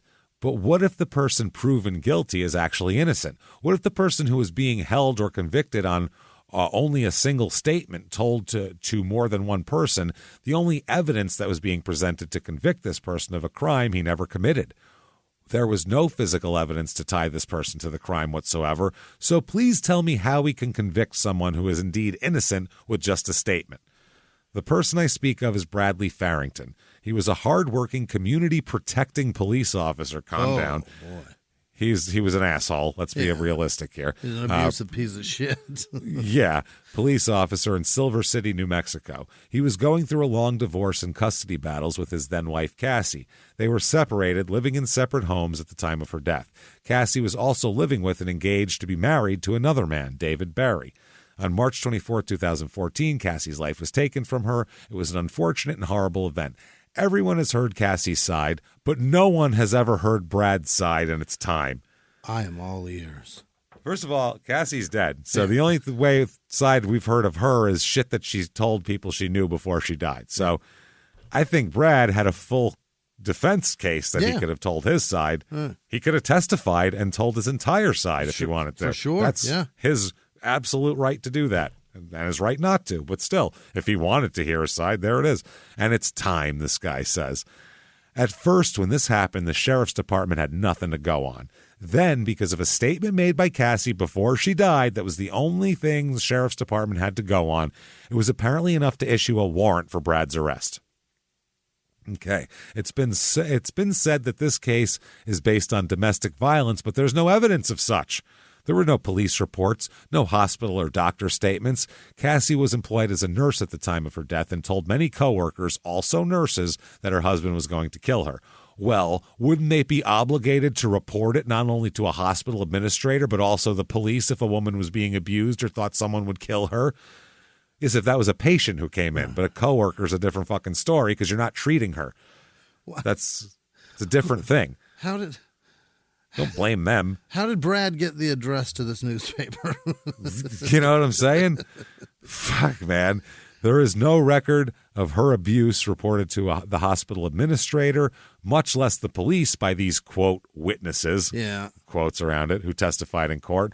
All they had was one statement that she told other people, but no one thought to report it or help her. Cassie also stated she couldn't call the cops because her husband's a cop. He was no longer a police officer at the time of the suspected abuse and at the time of their divorce and custody battle. She was already staying in Las Cruces in the early stages of her relationship with David Barry. Why didn't she report it there? And another interesting fact, if they were worried about Brad's police history, why didn't they call in the state police to investigate the case? Well, they called in the county police. He was a town Silver City officer, not a county officer. The sheriff's department never did a thorough background investigation on the fiancé, David Barry. The sheriff's department claimed domestic violence as an issue in this case, but because of the divorce and custody battle Brad and Cassie were going through. There was never a thorough investigation in this case at all. That's the first thing I'm going to agree with you on. The lead investigators were pulled from the case because Cassie's parents requested it be handled by new investigators. No, he got pulled because he fucked up. And that's why they requested it. New DNA evidence was brought to light before the trial even started. A DNA analyst testified in court that the DNA evidence excluded Brad from this crime. So how was he still convicted? How did the judge not dismiss this case due to the DNA evidence? An innocent man now awaits sentencing for a crime he did not commit. Wow. David V. Mendel of Thatcher, Arizona, wrote that, apparently. From Thatcher. Shut up. You live in the middle of nowhere. What does he care? What do you care? Exactly. What do you care? Cassie is buried in Safford City Cemetery in Safford, Arizona. So that's where she is. Her parents can see her there. And there you go. Brad's still in prison and will remain there for, let's see, at least till 2045-ish. Yeah. So I don't know if he did it. If I'm on the jury, I certainly don't convict. Like I can't convict on that. I think he did it. Yeah. When we get outside, I probably want to go punch him in the ear. Yeah. But I don't know that he committed murder enough to put somebody in jail for 30 years for it. What if he didn't do it? That's terrifying. Shitty, yeah. I mean, we'll say now, okay, you got 5 years. That's for being a dick beforehand. Fine. I mean, but if he didn't kill her, then Now you get it's a little 30 much. for eating at the Angry Crab. Yeah, that's a little tough. I don't know, man. Like I said, it's hard to a case like this. The guy's obviously an asshole, so it's hard to be like, I am outraged. He's convicted, but at the same time, I'm like, I don't know if he did this or not. Can we have? Right. I mean, fuck, man. Maybe just live better lives and stop being rude to people. And then when you're on trial for something, people will root for you. Maybe. That's what I mean. Don't beat the shit out of your wife and tape your baby's mouth shut. That helps. Like, if they had no DNA, I'd be fine with the conviction. Yeah? I'd be better with it. If they had no DNA, I'd be like, okay, the other two had alibis. They didn't do it. It's not a stranger. There's no forced entry and nothing stolen, or she's not raped or anything like that. So it's probably not a stranger. Just felt like strangling somebody today. You know what I mean? It's got to be someone she knows. We don't know if, obviously, too, this could be some patient she pissed off. Right. We have no idea. She meets a lot of people. And the sheriff's office fucking it up so bad, too. That's who's the to problem. say they didn't grab her hand and go, oh, look, I'm scratched. You know, any fucking Who knows? thing. Who knows where But that DNA came from? To have DNA under the fingernails that belongs to a man who's not the guy you convicted for the murder, to me, is you just can't do that. You just can't. Yeah. It makes it really difficult for me to do that. So that's tough. But either way, there it is. Silver City, New Mexico, everybody. That department. Wow. Yeah, don't get killed there, because I don't know if it'll be avenged properly. Right. So, wow. If you like that show, or at least the way we told it, no one's going to like that story. What a terrible story. Yeah. At least the way we told it. Get on whatever app you're listening on. Give us 5 stars. It helps so much. I can't tell you how much it helps drive us up the charts. Whatever app it is, it really does help. So do that. Go to multiple apps. Do it. Who cares? Just be nice. It helps us. Do that. Head over to shutupandgivememurder.com. Get your tickets for live shows. August 12th, Chicago. Right. Come out. Come strong. It'll be our biggest show ever. Be a part of it. I'm telling you, it's going to be so much fun. The more people that are in the room, the more great fucking energy that happens, and it's just so much fun, and everybody walks out feeling like they've been floating. It's good shit. So come there, do that. We also have other shows, most of them sold out, but there are tickets available for Dallas, Charlotte, Atlanta, Philly. Right. So get in there, get those for DC just sold out. Sorry about that. We told you, we warned you. We said it was coming close. So shutupandgivememurder.com is where you get that and all of your merch and everything else. You can also listen to Crime and Sports. You should listen to Crime and Sports. Definitely do that. You should follow us on social media at Small Town Murder on Instagram, at Murder Small on Twitter, at Small Town Pod on Facebook. You should be doing all that stuff, following us, finding us, doing everything. One thing you definitely want to be doing is patreon.com/CrimeInSports. That's where you want to be. All the great bonus material. And I'll be honest, we don't pat ourselves on the back much. Our bonus episodes are fucking killer. It is great shit. So they're so funny. Get in there. They're not like 20 minutes long or any bullshit like that. They're at least an hour. They're fucking good shit. So get in there. At least the ones the last few years are. So get in there. Patreon.com/CrimeAndSports. Every other week, you're going to get 2 new episodes of bonus stuff. Huge back catalog. This week, what you're going to get for Crime and Sports, which of course you'll have access to, theme park disasters. Hey! That's fun, right? Who doesn't want to hear about that? There's so many decapitations. It's just lots of... It's nuts. You had to sift through them to go, all right, no more heads coming off. Oh, yes, it landed in that guy's lap. That happened in the other place, too. Happens crazy. Then for Small Town Murder, we're going to talk about prison riots. Some of the craziest prison riots ever. More decapitations.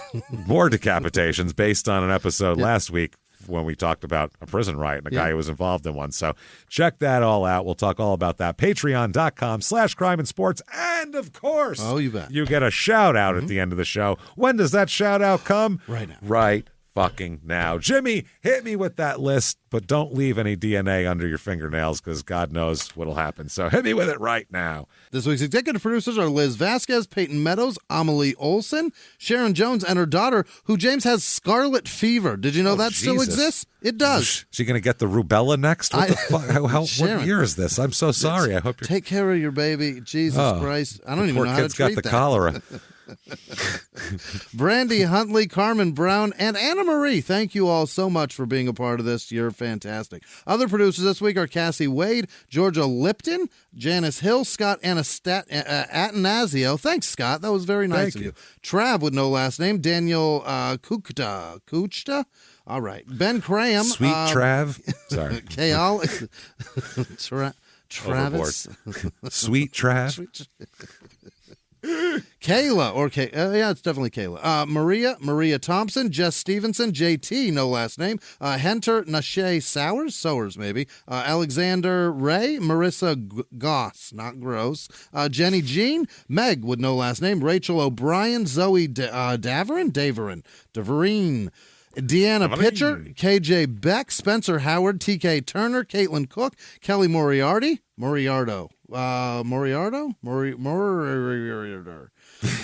Wilkins, AMH, That's your name, right? MAH, Brandy Padgham, Michelle Shaw, Lisa Hodgkin, so Bob funny. Johnson, Beth Bewley. All right, Gregory Any Riffle, of those close? maybe not. Hopefully, Callie possibly. Davis. TD, no last name. Mori Mech. Megan Robbins, it's 1B, but it's still Robbins. Robert Huff, Deidre Heritage, Summer Foxy, Amara Sagala, oh boy, Elise, nope, Ilse Manor, Brandy with no last name, Johanna with no last name, Ashley Mick Comiskey, Lindsay with no last name. It's a if McDonald's owned Comiskey Park. I was going to say, is that yes. Irish? Polish? Super Irish Polish. Are you? I'm Irish and Polish. Ashley, The fuck is that? I've never heard of a mixed ski before. Mixed ski, really? Wow. Haley Smith, Jennifer Russell, Alicia Woodworth, Edna Millay, Joe Hartwell, Tony Hunt, Her Grace Kate, Fish Bowl, Carolyn with no last name, Joshua Muscat, Katie Zoni, Kimberly with no last name, Christian with no last name, Lou Wentz, David Guadet, I think, George Miller, Mike Morris, Rebecca Moore, Doug Craig, Jordan Hellman, Alyssa Rector. Killed her. Well, barely know her. Yeah. Corey Smith, Don Tomczyk, Diana Plunkett, Konstantinos, Tsakananos, suck on this. Wow. Sakanonis, Sokonis. Some Greek shit. Talk to McSkee and find out what's up with him. Journeyan, what is this? Jernine Cook, Lauren Forey, nice. Charity Hebert, Derek Avery, Robin Fitzwater, Jada Potler, Steffi Delix, Eve Dixon. Like psychedelics. You betcha. Anthony Parks, Rebecca Herring, Linda N., Kate LaLuna. Boy, these are getting tougher and tougher. James Patini, Amon Parks, Ammon like Bundy. John Tomachik, that's not a C. Thomas Ick, Eric Anderson, Mackenzie S., Denise McAfee, Jessica Clark, Lisa Ferriri, I think is probably what it is. I bet you it's Ferriri. G.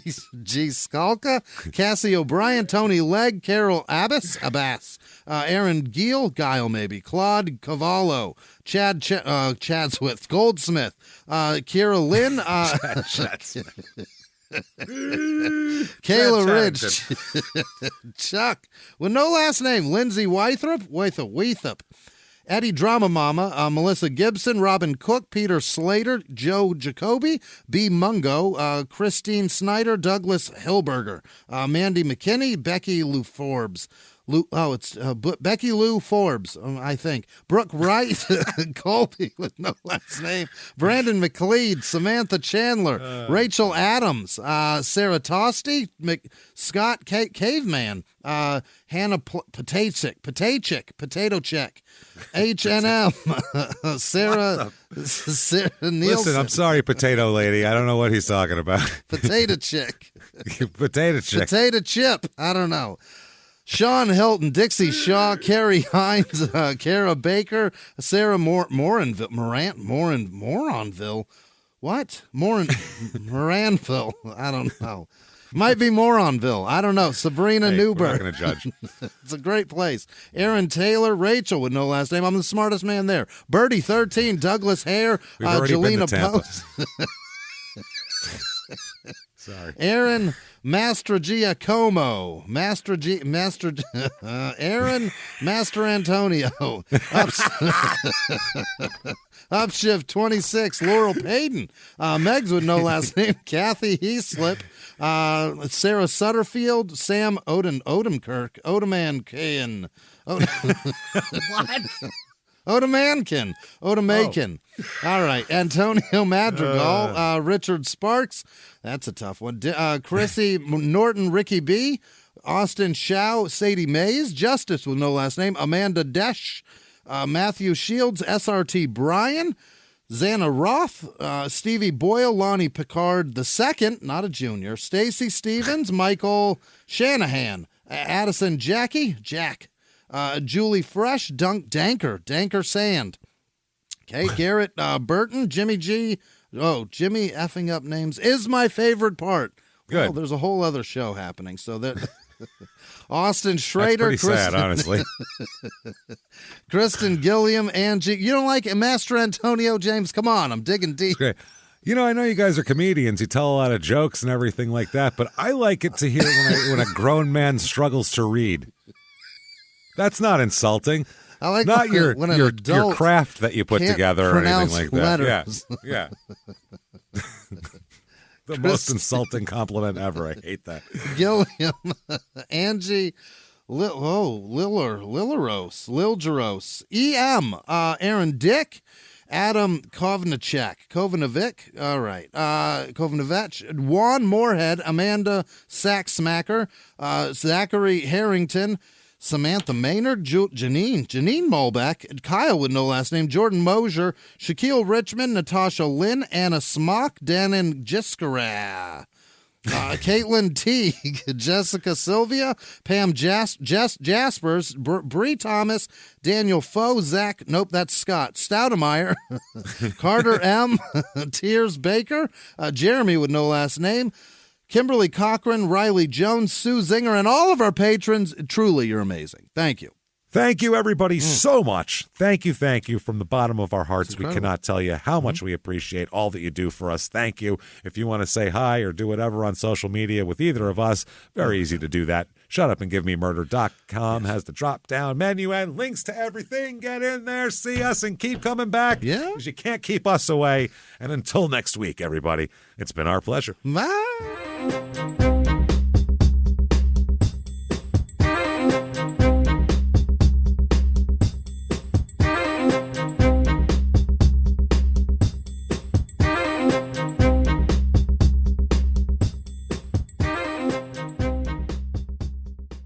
If you like Small Town Murder, you can listen early and ad-free now by joining Wondery Plus in the Wondery app or on Apple Podcasts. Prime members can listen early and ad-free on Amazon Music. Before you go, tell us about yourself by filling out a short survey at Wondery.com/survey. He was hip-hop's biggest mogul, the man who redefined fame, fortune, and the music industry.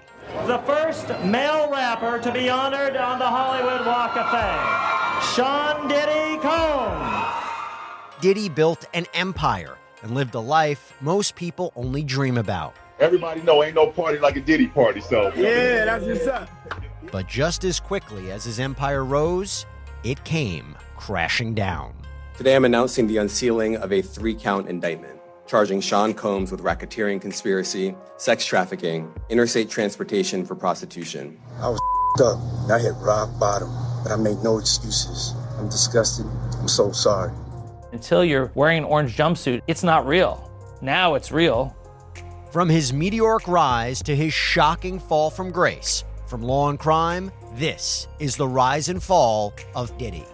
Listen to the rise and fall of Diddy exclusively with Wondery Plus